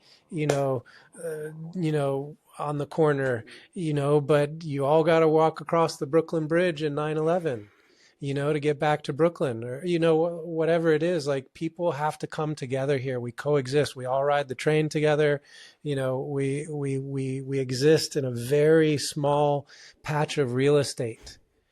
And if everybody is intolerant of everybody else, and, like, that's not going to work. It's too much of a pressure cooker. You're too close to ignore that or to exist in that type of an environment. You have to make it work.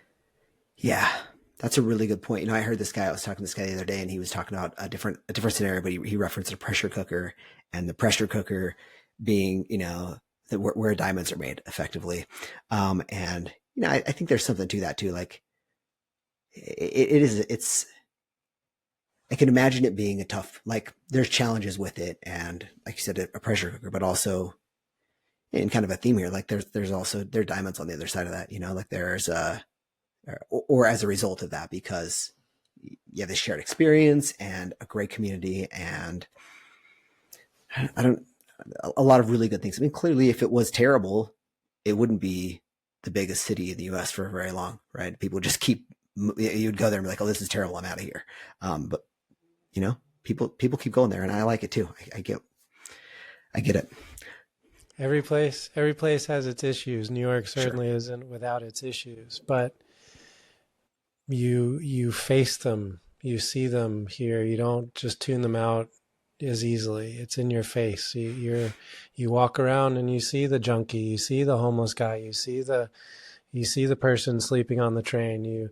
It's in your face. You can't, it's harder to sort of ignore that stuff. Still, people ignore it and they walk by it, but there's a connection to it. There's an awareness of it in a way, I think, in New York that you might not have in other places. I can see it. That makes sense. Well, and you walk into the deli and it's the guy from Yemen, that's greeting you, and then you walk down the street and you got the lady who's been in the neighborhood for multi-generations who drives the bus, and you get on the train and you're hearing somebody speak Uzbeki, and you get out and then somebody's speaking French, and like, it's just, there's so much all the time that it's hard to judge something from a place of ignorance, whereas in a lot of other places where maybe you don't have a certain ethnicity or religion that's represented in your community, or a certain skin color, people that are in your community, you might not be exposed to that. And then it's much easier to be ignorant about those things and to judge those things and to be afraid of those things. Yeah. But when you're exposed to them and when you see it and you experience it for real, and it's not some bias or some manipulation, when you can touch it and feel it for yourself, you're like, wait, that person's not so bad.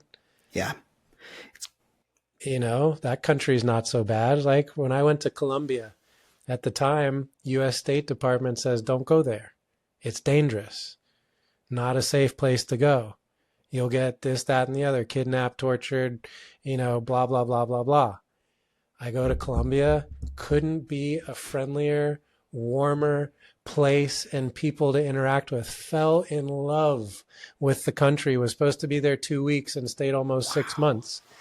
It was incredible. And people at the time, when I told them I'm going to Colombia, they were all like, "You're going where?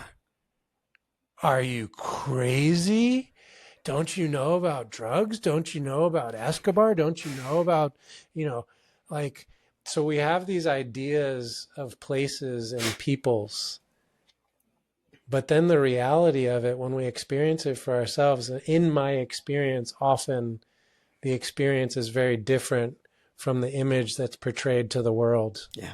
About a certain place or a certain group. And so that's part of why travel has been such an incredible teacher is, going to the places where they're supposedly scary and bad and mean and hate us and all of these things. And I'm welcomed into their home and I'm fed and I'm invited to sleep and to share in the scraps that they have available to them. And I couldn't be further from the truth, like traveling around Africa, deep, deep Africa, away from tourists, away from all of that stuff, and the hospitality and the curiosity that I was met with. And at a time where it was not popular to be an American, George Bush and the War on Terror, and, Americans were not being received well in certain parts of the world. And I was traveling into parts of Africa that had more of an Islamic influence and where, there was more, terror type activity and influences coming down, and all of this stuff, but I didn't experience any of that. It was to interact with the people, to speak with them, to travel, to be in the local restaurant, to ride the local bus, all of these things. Like, people were so warm and so curious to learn and to communicate. And so, I don't know how I got into where I found myself. So I'm going to just hit pause there and let you. Well, I just want to say, thank you so much for giving me that deep perspective. Because the sense of community that you described and the experiences that you've had, I think it's so important. Look, I think a lot of people are, myself included, like ultimately people, we're here in this larger shared experience of life, right? And we're trying to have an experience where we can find some joy, peace, or whatever else. And a lot of that, I think, comes from connection. And what you were describing just now are some experiences where you were able to find connection in places where there was, where some could see fear, and maybe even fear was there, but you were able to then still find connection in those places. And when I say fear, and maybe fear isn't the right word, caution or something else. You described how you went to Colombia and the State Department was saying, "Hey, look, it's not safe there. Just, there's a warning out there, and you can check those." And I'm sure those travel advisories are around for whatever country. I know that, but some people might see that and be afraid, and you chose to see that and replace that and see it as an opportunity, and then find connection. And so I think there's a connection there. I think there's a continued connection there for you as a person and how you've lived your life in an effort to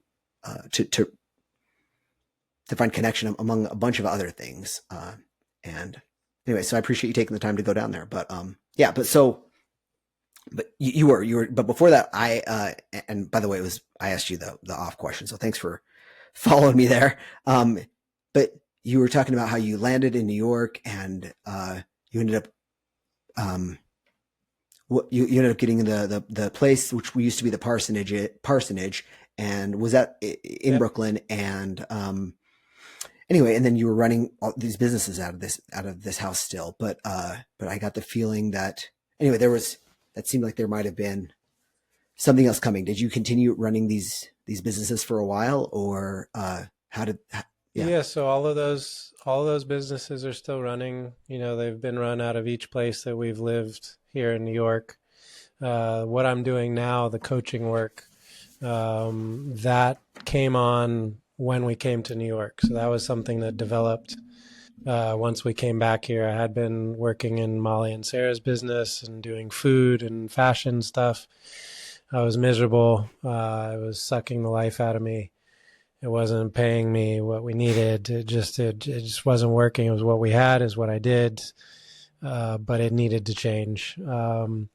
And so I knew this guy, and he had started this program, and he kept inviting me to come to this program, this guy named David Mailer. And he kept, saying, hey, I think I could help you out. And, I could help you out. I'd love for you to come to one of these events that I host and check it out.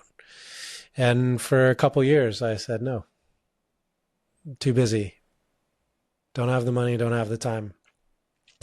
And then one weekend, I wasn't working for the first weekend in years, and I had just the right amount of money. And so I said yes, and I went to the event, and it was a men's personal growth work event. And essentially it was the first time that I was around a group of mature men, or a group of men that were held to a level of maturity that I hadn't experienced before.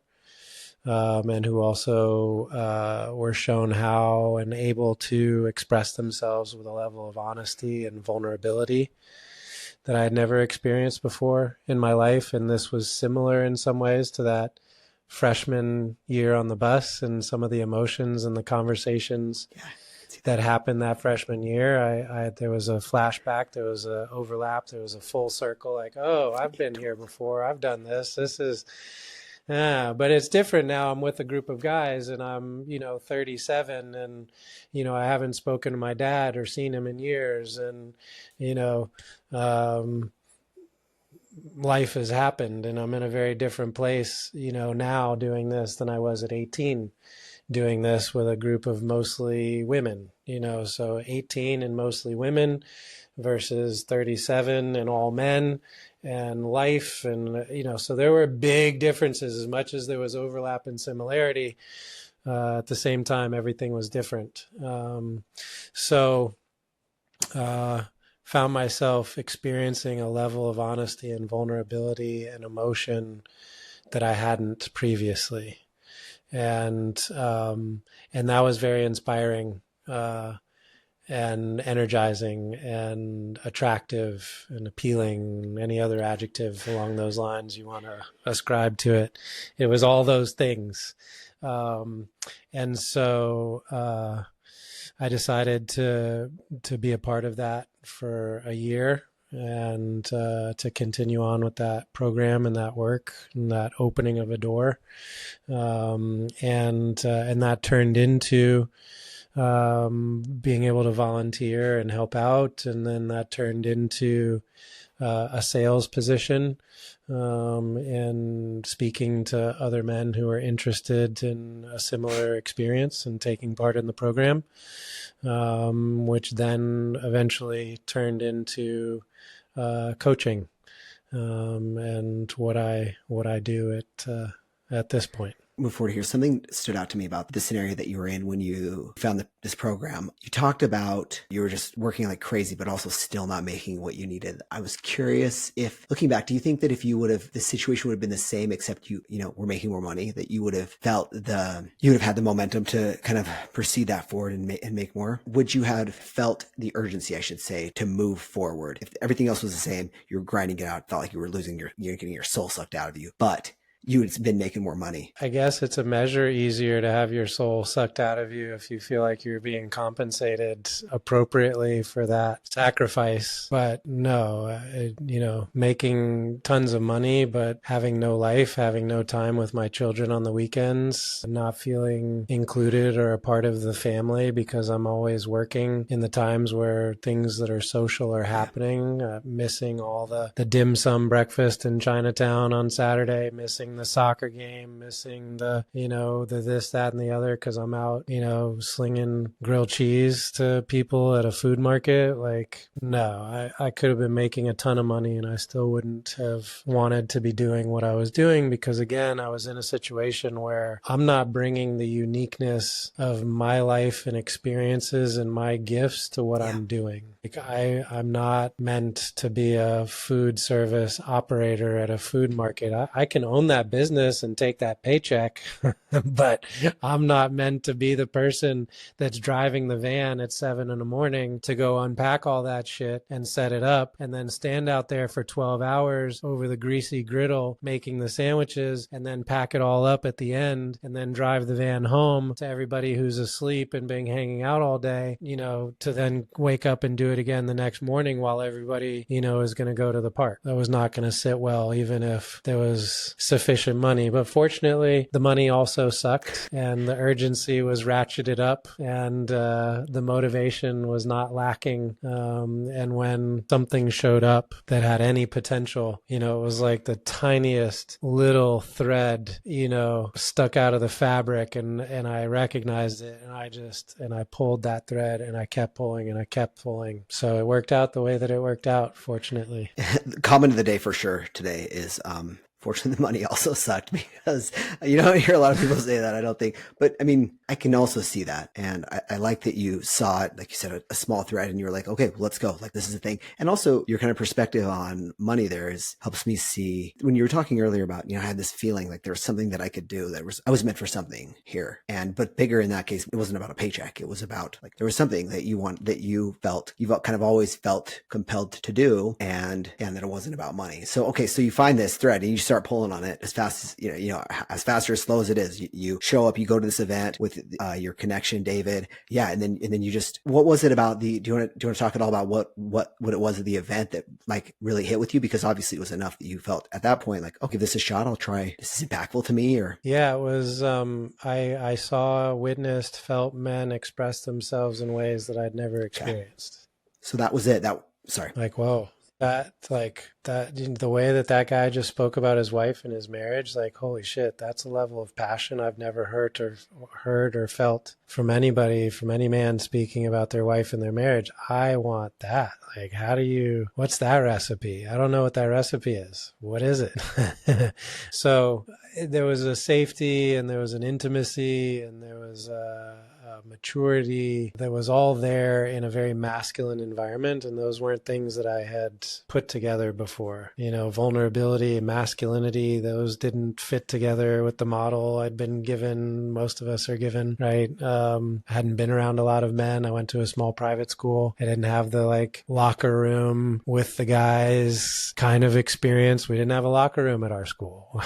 They're just like, those sort of things, didn't have those types of things. And, I didn't have a good relationship with my father. He was really angry, as a kid. I was afraid of him. And so I shied away from him. My mom was very loving. And so I was more open and closer with my mom. And so as a kid, naturally, more of my friends were girls than guys. And I felt more comfortable speaking, on the phone for hours with the girls than I did hanging out with the guys. But I played sports. I was into that. But in terms of emotional comfort and safety and that, more comfortable around women than around men. To be amongst a group of guys that are getting vulnerable and emotional, but also very much being, men, that was a novel thing, a very novel thing to experience, very powerful. And so it took similar experiences that I had in other scenarios, other environments, and in co-ed environments or heavily female environments. It gave it a very different feeling because it was only among men, and it gave it teeth and it gave it impact in a way that I hadn't felt before. So being in that space and seeing men express themselves that way and having that called out of me and called forward, I hadn't experienced it before. And the way I described it was like the original Wizard of Oz. It starts out in black and white and then it changes to color. That's what that moment was like. It's like I'd been living life in black and white. It's right, it's wrong. This happened, so I felt that because of that. Like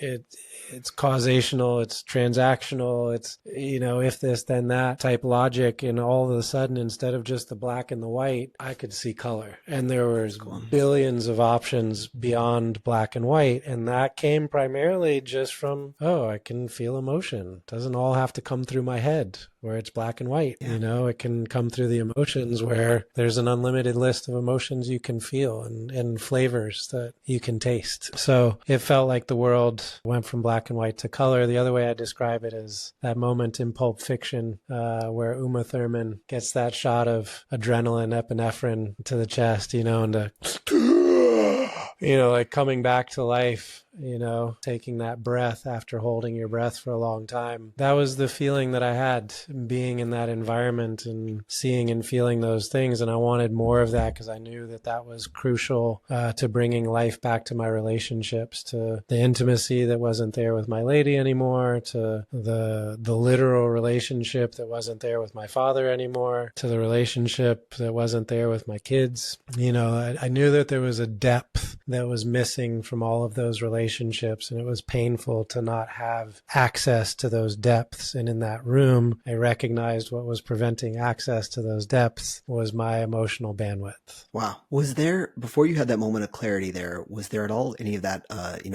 like you described when you were in your program, was there any of that discomfort at all that preceded that when you first showed up there? Were you, or did it immediately, was it immediately comfort and immediately like this is the rainbow color started showing up? It was not immediate.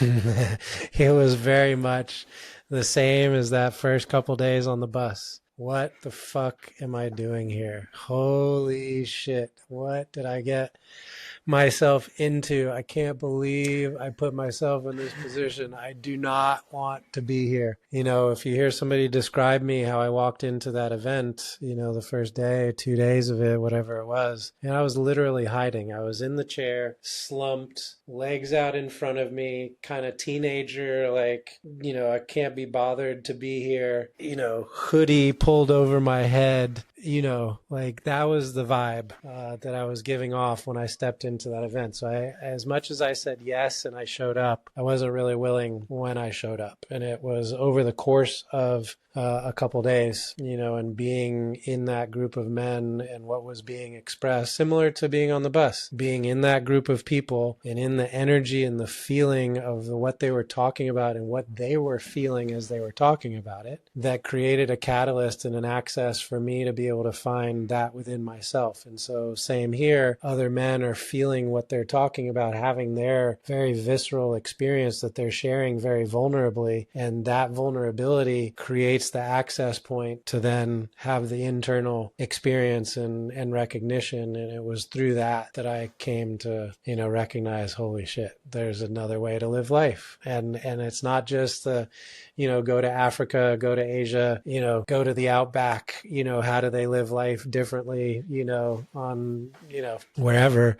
It's like, how can I do emotions differently? How can my identity, myself, who I see myself as, what's possible, all of those things can be done differently. So let me take that lens and focus it here instead of searching for somebody else who's going to give me the answers to tell me who I am and the right way to do things and where to invest my money and, what month I should sign the contract so it's in alignment with the right stars, or, like instead of, grasping for somebody to give me a truth because I don't believe in myself or trust myself, how do I work on myself to the point where I can trust my own internal compass? And yeah, I can be informed by other people and things they might see or feel or have to offer up. But at the end of the day, I trust in my own discernment, my own knowing, my own feeling about things. I didn't have that before, an internal trust. I would sooner trust somebody else with my life than I would trust myself with it.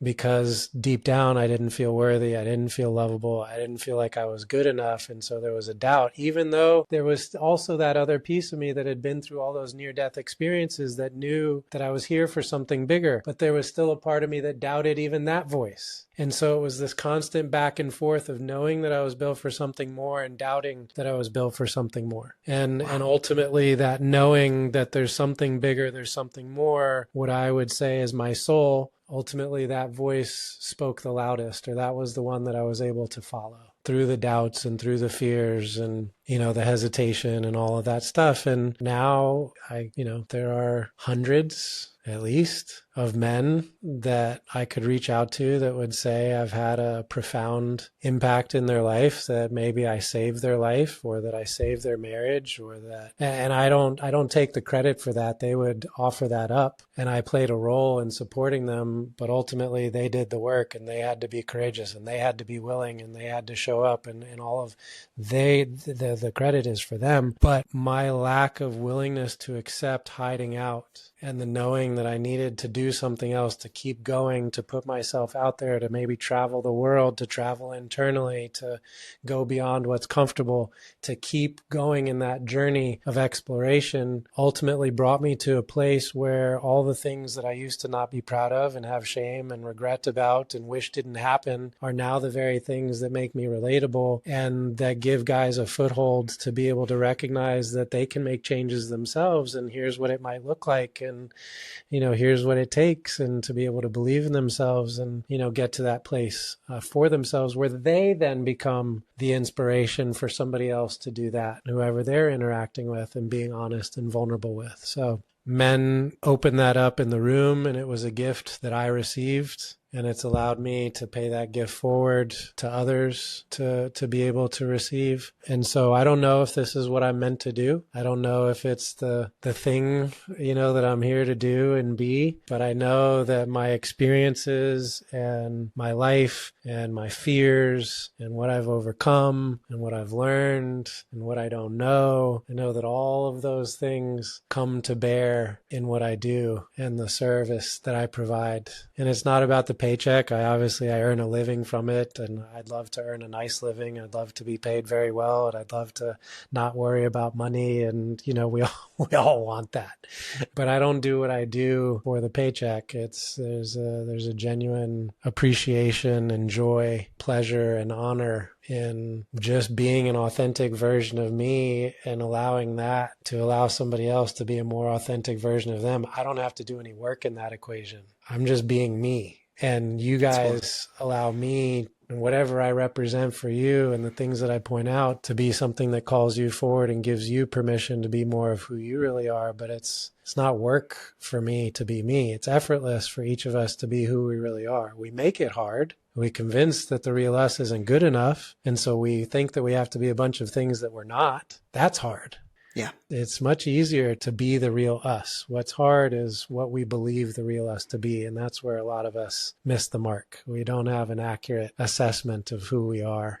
We have an identity that's defeating or self-sabotaging, that's limiting in some way. I love that, man. So you talked about a couple of things, being able to, I'm paraphrasing here, but one, being able to trust your judgment above the doubt, and then kind of tuning in and also trusting your own self-compass above someone else's compass. And then you also talked about doing the work. You talked about other people doing the work. I'm guessing that there was a process there for you to get to that as well. So I'm curious if you can, talk me through a little bit of what that journey looked like for you to get from the point of, obviously there was an inkling of it, right? You trusted your self-compass enough, to use your words, to pull on that thread and follow it. You went to the event, and then, you got pulling, and now you're here. But to get from your first event with these men where they're sharing so deeply and vulnerably to then being able to do enough work to be able to trust your own compass, so to speak. Were there any key moments along the way there, or just key moments that you can share with us? Well, coming out of that event, it's its own story. It's its own, episode. But, coming out of that event, I came home and spoke to Molly for 4 hours and, poured my heart and soul out in a way that I had never communicated with another human. And I did something I never thought I would do. And I asked her to be my wife. I proposed that evening. And within a couple weeks, I picked up the phone and reached out to my father, which was something I was never going to do again. Within a month, I was actually seeing him, and I heard out of his mouth for the first time in my life I love you and I'm proud of you. And this is a very emotional story. It's beyond miraculous, Twilight Zone, shouldn't have been possible, can't believe it happened, changed my life type, event. So I'm not really doing justice to that just, for today and where we are in the conversation. But I pointed out as an example, proposing to Molly, reconciling with my father, sharing a moment of love with him, true unconditional love for the first time in our lives, almost 40 years into that relationship. Those were major things that happened almost immediately on the heels of me, being in that room and attending that event, and feeling emotions and having permission to be real in a way that I'd never been given permission to be real. So those were very real, and I knew it was the right place. And then I went into a forgetting and a tailspin as my father passed away unexpectedly about 2 weeks after we had that miraculous reconciliation and sharing of unconditional love. And with him passing away, I went into a tailspin, depression, and just back to the old vices and all the old outlooks and perspectives, and fuck this and fuck the program and fuck emotions and, just all that, and fought it for a number of months and was very close to walking away from it and turning my back on the whole process. And in that, sort of last moment of middle fingers up to it all, and do I, slam the door shut, or do I take one more peek behind the door? And I decided to take one more peek behind the door and to attend one more event, and to do so with as much of an open heart as I could bring, not with the prove it to me attitude that I had been bringing. And that's where things really changed. And that's when there was a major, major shift. And that's when I knew that this was what I wanted to do. This is where I wanted to be. That's when I really took on sales and a larger role at the events and supporting men. And eventually, pretty quickly, it became clear that, it wasn't so much sales that I was interested in. I enjoyed the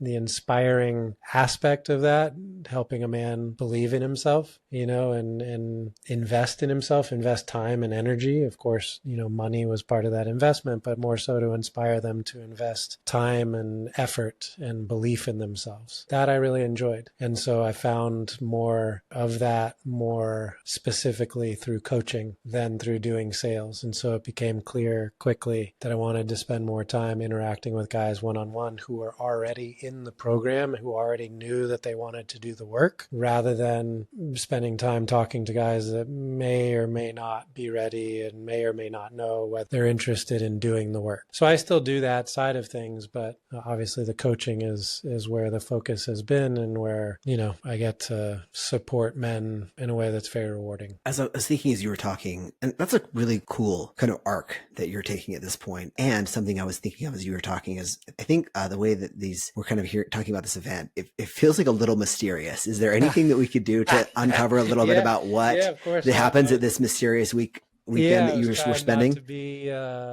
I don't know, product placement or sure. And if you look, feel free, give it a plug, all the plugs you want. Like, let's talk about, if you want. I also don't want to, if you don't want to, your call. Yeah, no, I'm happy, but yeah, if you want to, I didn't know what the let's do it all. If you vibe was here, so it's as open as you want to be, including on everything related to business. I don't all of it. I don't care. Cool. Okay. So Man on Fire is the name of the community and the program. Okay. Mentioned David's name earlier, David Mailer. He's the guy who created the community and put the program together. So Man on Fire has in-person events, several times a year, varying frequencies, different types of events, but a very intimate, very safe, very intense environment that you enter for a few days with a group of men, and where you're facilitated and have the safety to be honest and to be vulnerable in ways that most of us don't have the safety or the permission or the recognition or the awareness that it's even possible to go. And it takes having a model and seeing what it looks like, and it takes other people being there with you, and the support that comes from being in a group setting to do that. It makes a lot possible that's not really possible on your own, or that's much harder on your own. So Man on Fire is the community in the program, and I attended in an immersion, and it changed my life. Two best teachers, have been travel and Man on Fire, in terms of life, and that there are other ways to do things. It's been very powerful to get a set of tools. Let's call them emotional regulation tools, perspectives and concepts and theories that functions as like a scaffolding to work on a different version of life, to access different parts of you and to do things differently than you'd be able to without that scaffolding and what it gives you access to. It's a safety within a group of men, and it's a safety within a set of tools that's appropriate for the job, and through a model that resonates, to basically give somebody permission to feel and to be real, to put it very simply. So it's really simple in its concepts and in the theory, but radical in the practice, in that most of us invest a lot of time and energy and money in avoiding our feelings, or in thinking about our feelings as opposed to feeling our feelings. And this program creates an environment and a playbook to be able to start to rewrite our relationship with our emotions as men, and to be able to find value in things like sadness and anger and rage and frustration, rather than those being things that we have to stuff or bottle up or manage or keep at bay or pray away or meditate away or, breathe until it disappears, right? It's actually to learn to embrace those emotions and to use them as the leverage that they're meant to be to create change in our life. We're not meant to be numb and disconnected. We're not meant to take a pill for every little problem that we have so that we don't have to face it or feel it. Pain is a messenger to get us to pay attention, to wake up, to make changes, not to keep doing the things that are causing the pain in the first place. So it's not to go back to life as usual. It's to feel the pain that's there. It's to feel the emotion and use that as the messenger and the leverage to be able to make the changes that your life requires and that you deserve and that your family deserves. So it's a paradigm shift in terms of an approach to life. And it's not, think your way through it and be tough and be smart. Yeah, that's a part of the puzzle. But there's this other big missing piece to the puzzle, which is valuing our emotions and using them as the rocket fuel that they are to make change in our life. When we numb our emotions, and we don't recognize them, when we don't have permission to feel them, we live in our heads. And, Tony Robbins, you're in your head, you're dead, right? All the lies, all the doubts, they live up in our heads. We have the mental breakdowns. We have the mental exhaustion. It's because we ask our minds to do way too much. And we do that because, we go through stuff in childhood that makes it not safe to feel. We had a dad who was abusive, or a mom, or a neighbor, or a cousin, or a schoolmate, or whether it was emotional or sexual or mental. We all go through some form of abuse, some types of traumas. Maybe we didn't get picked for the sports team. We didn't get the ice cream cone. Maybe our friend slept with our girlfriend when we went away on family vacation. Maybe we drove the station wagon and everybody else had the nice new car. Maybe we grew up in the country and everybody else lived in the city. That was part of my suffering as a kid. I'm the country boy and everybody else is in the suburbs in the city. So we have these things that we go through. Nobody teaches us how to feel them or to value those feelings. Instead, we get the message, hey, you're depressed, take a pill. Hey, you're anxious, take a pill. Hey, you're too excited, take a pill. Take a pill, take a pill, take a pill, take a pill for anything that you don't want to deal with. And then we, of course, learn to not deal with our emotions. We don't have the right tools. We turn them off because we have to survive. So we're wired to survive. So we shut down the things that are too much for us to deal with. It's survival. So Our bodies are really effective at helping us survive, thankfully, right? I mean, thousands of it's generations of it. Yeah, for sure. It's the number one requirement. We're trying, also a losing game, but we're not going to do it, but it's also what our body's trying to do. So I love this idea of, and I fully agree with it, of feeling your emotions. But let's say you're somebody listening to this and you're like, maybe there's something that's there and you're like, I feel like something's hitting you. And maybe there's that discomfort that you talked about, or either that, or there's something resonating with you that's being like, yeah, there's something there. What's the first step to feeling your emotions? And I have an idea, but I don't know if you've been raised like a lot of people out there and you're in this environment where we don't feel our emotions, where we ignore them or avoid them or numb them with something else. What's a step that someone can take to start to feel, to start to feel those, to start to deal with them? It's a great question. Number one, I think you've got to have a safe environment to do so. You can't just ask or expect yourself to feel if you don't have the safety to do so. That's the reason reason that you're not feeling in the first place was a lack of safety. So you have to have some level of safety, whether that's being in a room on your own or out in your car or with a group of people that you trust or with a therapist or, whatever gives you a sense of safety. That's critical to be able to feel, is having some level of safety. Then, some people are wired to sort of feel their own emotions, and some people are wired to feel others' emotions and other wirings, but I'll just point to those two for now. And so for some people, you might have to go internally if you're wired to feel your own emotions and you just think about the sadness or the frustration and giving yourself permission to go there. You might be able to find that emotion within yourself. For other people that can't find it internally, you might have to witness it in somebody else to be able to access it. So you might put on a YouTube video or a movie where you see somebody crying and doing sadness, or you see somebody celebrating, or you see somebody modeling frustration or connecting with their rage, and you see, Robert De Niro, connecting with that emotion in that movie. Okay, cool. I can do rage now. I know exactly what it looks like. So some people will be able to find that within themselves. Some people will have to go outside to see that modeled, and then they'll be able to connect with it. Other things that are conducive to feeling emotions, right? Music. I think music plays a profound role in many of our lives, can speak to us in a way that words might not be able to, or certain words in a song, are able to elicit emotion in us in a way that, maybe our spouse or our kids aren't able to, right? So putting on that CD, I'm dating myself, I'm putting on that song, that album, that artist, right? Putting on that movie, reading that poem, going for that walk to that place where you had your first date, or where, or looking at, picture of your kid when they were born, or whatever it is. There are lots of ways where you can start to give yourself an on-ramp to some of that emotion. And it's going to be awkward, most likely, if you've spent your life, without having the permission to feel or express what you're feeling, or you haven't had the safety to do so. It's probably going to be awkward and uncomfortable in the beginning, which is why that safety is so important. And another powerful tool is to make sound. Emotion comes with sound, right? When you're sad, and the tears, when you're angry, and the yell, and the frustration, and the relief, and the relaxation comes with a sigh. Or fuck, right? Like there's different sounds that come along with different emotions. And most of us, we're tight-lipped and we don't make sounds. Right? And maybe we didn't have permission to make sounds as a kid, right? Kids are meant to be seen, not heard. A lot of us got that type of, upbringing.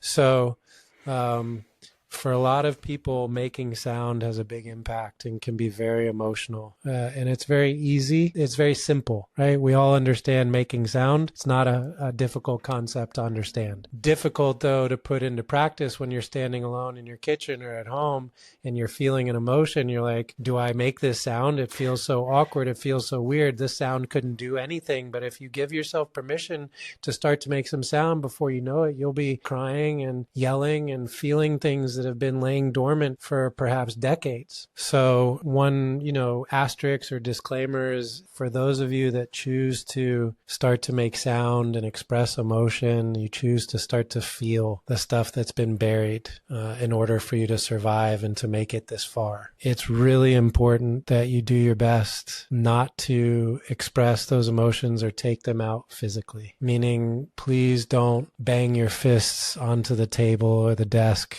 that you're sitting at. Please don't put your fist through a wall. Please don't harm yourself. Please don't hit yourself if you feel these emotions intensely. The invitation, if you want to go there, is to just let it be sound. Let the anger be sound. Let the frustration be sound. Let the rage, the terror, the sadness, let them be turned into sounds, not physical actions where the emotion is being taken out onto something or someone. Oh, interesting. So you feel this intensity of emotion. The immature version of the emotion can lead to somebody getting hurt or something getting broken, where we throw the glass, we throw the plate, we slam our hands on the table, we slam the door shut, we put a hole in the wall, right? That's more of the immature version of the emotion that's scary for people to be around. When you can make the sound of your anger, your frustration, your rage, your sadness, you can experience and express those emotions, but it's not through a slam or a punch or a sharp cutting word. You're such a this, you're such a that, I hate you, right? When our emotions aren't turned into sharp cutting words, when they're not turned into aggressive physical actions, when they can just be allowed to be sound for the most part and felt in our body, those same destructive or negative emotions turn into very positive, very powerful, constructive emotions. That anger that would blow up a relationship turns into the fuel that can build intimacy and trust instead. Wow. Thanks for explaining it that way. I think that's a really effective explanation. And I think giving people some tools those are really great places to start, I think. Like you can't put a point on it right now. You can think back to a time when you've listened to a song that hit you, or there are a lot of things that I've probably done intuitively in my life that to help me feel emotion, and being able to think about it and then to be able to do it strategically, to be able to go back, hear a song or watch a movie or a part of a movie. And then I like also how you labeled a few of those emotions. So if I don't know how to feel like anger, sadness, rage, frustration, any of those things, I can even do an internet search. Hey, I'm looking for a movie clip that shows frustration, and the De Niro one's great. So, wow. Thanks for giving that. That is a lot of. So now I think I have a little more of an understanding of what, having never been to one of the events, I heard about them and read, heard secondhand experiences, but I appreciate having that breakdown on what they look like, and then also some tools around how people can start to try to feel some of their emotions. Thank you for that. I was going to try to add something, but there's nothing to add there. Well said. Okay, so I'm going to pause it again for a second. Damn. So look, we didn't even touch on your brother, man. I want to give that the justice that it deserves. So I heard you talk about your dad and say, look, we don't have time to get into this, and that's totally, I totally respect, I honor that. I don't want to push it. It's not that I'm unwilling to talk about those things. Oh yeah, I know you are. It's time. It's all. Yeah, we've spent. I mean, you've given and also thank you for investing 3 hours of your time with me today. I didn't know it was going to be this time. This has been an incredible story, and I really appreciate you just being so open and vulnerable. And no surprise, man, being willing to be so vulnerable, because especially hearing, this detailed part of your story. But I'm trying to think, as we come to the end here, I'm thinking about let me ask you, is there anything, where do you want to take this in the last 10 minutes? I don't know. I'll leave it up to you, because I've given you, okay, I think, a really broad brushstroke with, some detailed moments within that broad brushstroke, and maybe I'm assuming it's more than you were aware of coming in. Absolutely. So I don't know what, I'm happy to talk about my brother, but I don't know that serves necessarily the conversation today and what we've talked about. I don't know what that necessarily adds to it, but I'm happy to go there. I'm happy to share that, but I'd leave it up to you, I think, with the awareness of your podcast and the message that you want to deliver with the conversation that we've had today. How would you like to wrap this up? How would you like to frame this, tie it together? What do you want to leave people with from what I've shared with you today? So thanks for breaking all of that down. I think a takeaway for me as you were describing those emotions is that it's really, really important. And guys who are hearing this, I feel like guys who are hearing this should take away that it's okay to feel your emotions. It's critical. It's way more than okay. Yeah. If you're wondering why the intimacy is broken down, if you're wondering why you don't feel seen or supported in your relationship, if you're wondering why your kids don't talk to you, if you're wondering why you don't have an intimate relationship with your parents, if you're wondering why you don't have close friends, if you're wondering why you don't feel like people would show up for you when you really needed them to, if you wonder why, or if you doubt that people would do so if they really knew you, if you have any of those doubts, if you have any of those fears, if you have any pain with that, it's critical that you feel. Yeah. Because if you don't, your relationships will continue to fall apart, and the wedges will continue to be driven, and you will feel more isolated and more separate over time. And for some people, unfortunately, it goes to the point of choosing to take their life. Yeah. When they don't feel the emotions, and when the emotions are strong enough and been buried deep enough, long enough, and that pain is so intense, and the separation and the isolation becomes so intense, that some people choose to end their life. And that is something that happened to my little brother. He didn't choose to take his life intentionally, but he took actions that led to his life being taken. And it was his pain. It was his inability to feel his emotions, to express the pain that he carried around with him, the lack of safety that he felt in his life, the lack of support that he felt. And it, kills me as his brother to not have been able to support him in that way, the way that I support other men to feel their emotions. At that time, in my maturity and my growth, I wasn't able to speak to my brother in a way where I was able to reach him, and he felt alone, and he didn't know what to do with his emotions like many don't. And it was during the pandemic, and he was isolated on top of the emotional isolation that was already there, and he turned to drugs like many people do. And, the drugs that he thought he was taking were laced with fentanyl, like happens to many people, and the OD happened.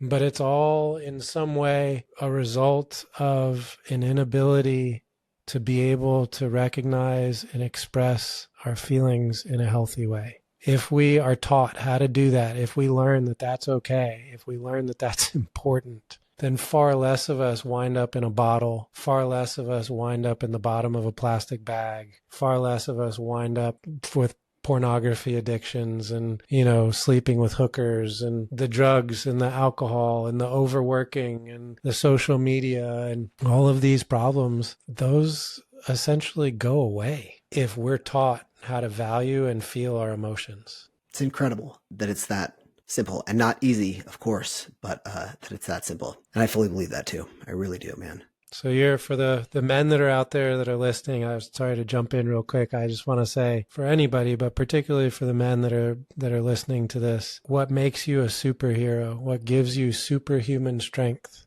is your vulnerability. And that's counterintuitive for most of us. We think our vulnerability makes us weak, makes us less of a man. But the truth is, if you want intimacy in your life, if you want to feel loved, if you want to love others and have them feel the love that you have for them, it's going to come through emotions. It's not going to come through your head. It's not going to come through the stuff that you buy and the things that you do. Those are all important. But if you buy things and you do the right stuff, but they can't feel your emotions behind it, you're no better than the delivery guy or the banker or the lawyer or the handyman or the gardener. All of those people perform those exact same services. They can fix shit, they can clean stuff, they can deliver things, they can provide money, right? They can do all those things, but what makes you a husband, what makes you a father, what makes you different than all of those people is the emotional depth that those things are done from and with. So your vulnerability is what really makes you a man. And it's not little boy, mommy, please like me, please love me vulnerability. It's a king in front of his court, in front of his kingdom, that's able to shed the tears of sadness and the yell of anger and frustration and command it all into leading the army and his people to what they deserve. It's perfect. Thank you. I feel like that seems like a good place to, I got nothing to add to that. So let me just ask, if anyone wants to reach out, if anybody feels like they want to, reach out to you and have a conversation about this, or if they want to, talk to you about your coaching or anything else, would it be okay if we give them your email address and throw it in at the bottom? Okay. Yeah, absolutely. Cool. I'll do that. And, man, I just want to say, it was an honor to have you on today. I really appreciate this. I learned a lot about you, I think, and I also know that there's so much more here, but I appreciate, you being trusting me with this and, being open to come on here and share a piece of your story today. I know that people are going to get a lot out of this, and man, just thank you. Thank you for everything, Joshua. I really appreciate you. And of course, Jeff, it's been a pleasure. Thank you, sir. Have a good one.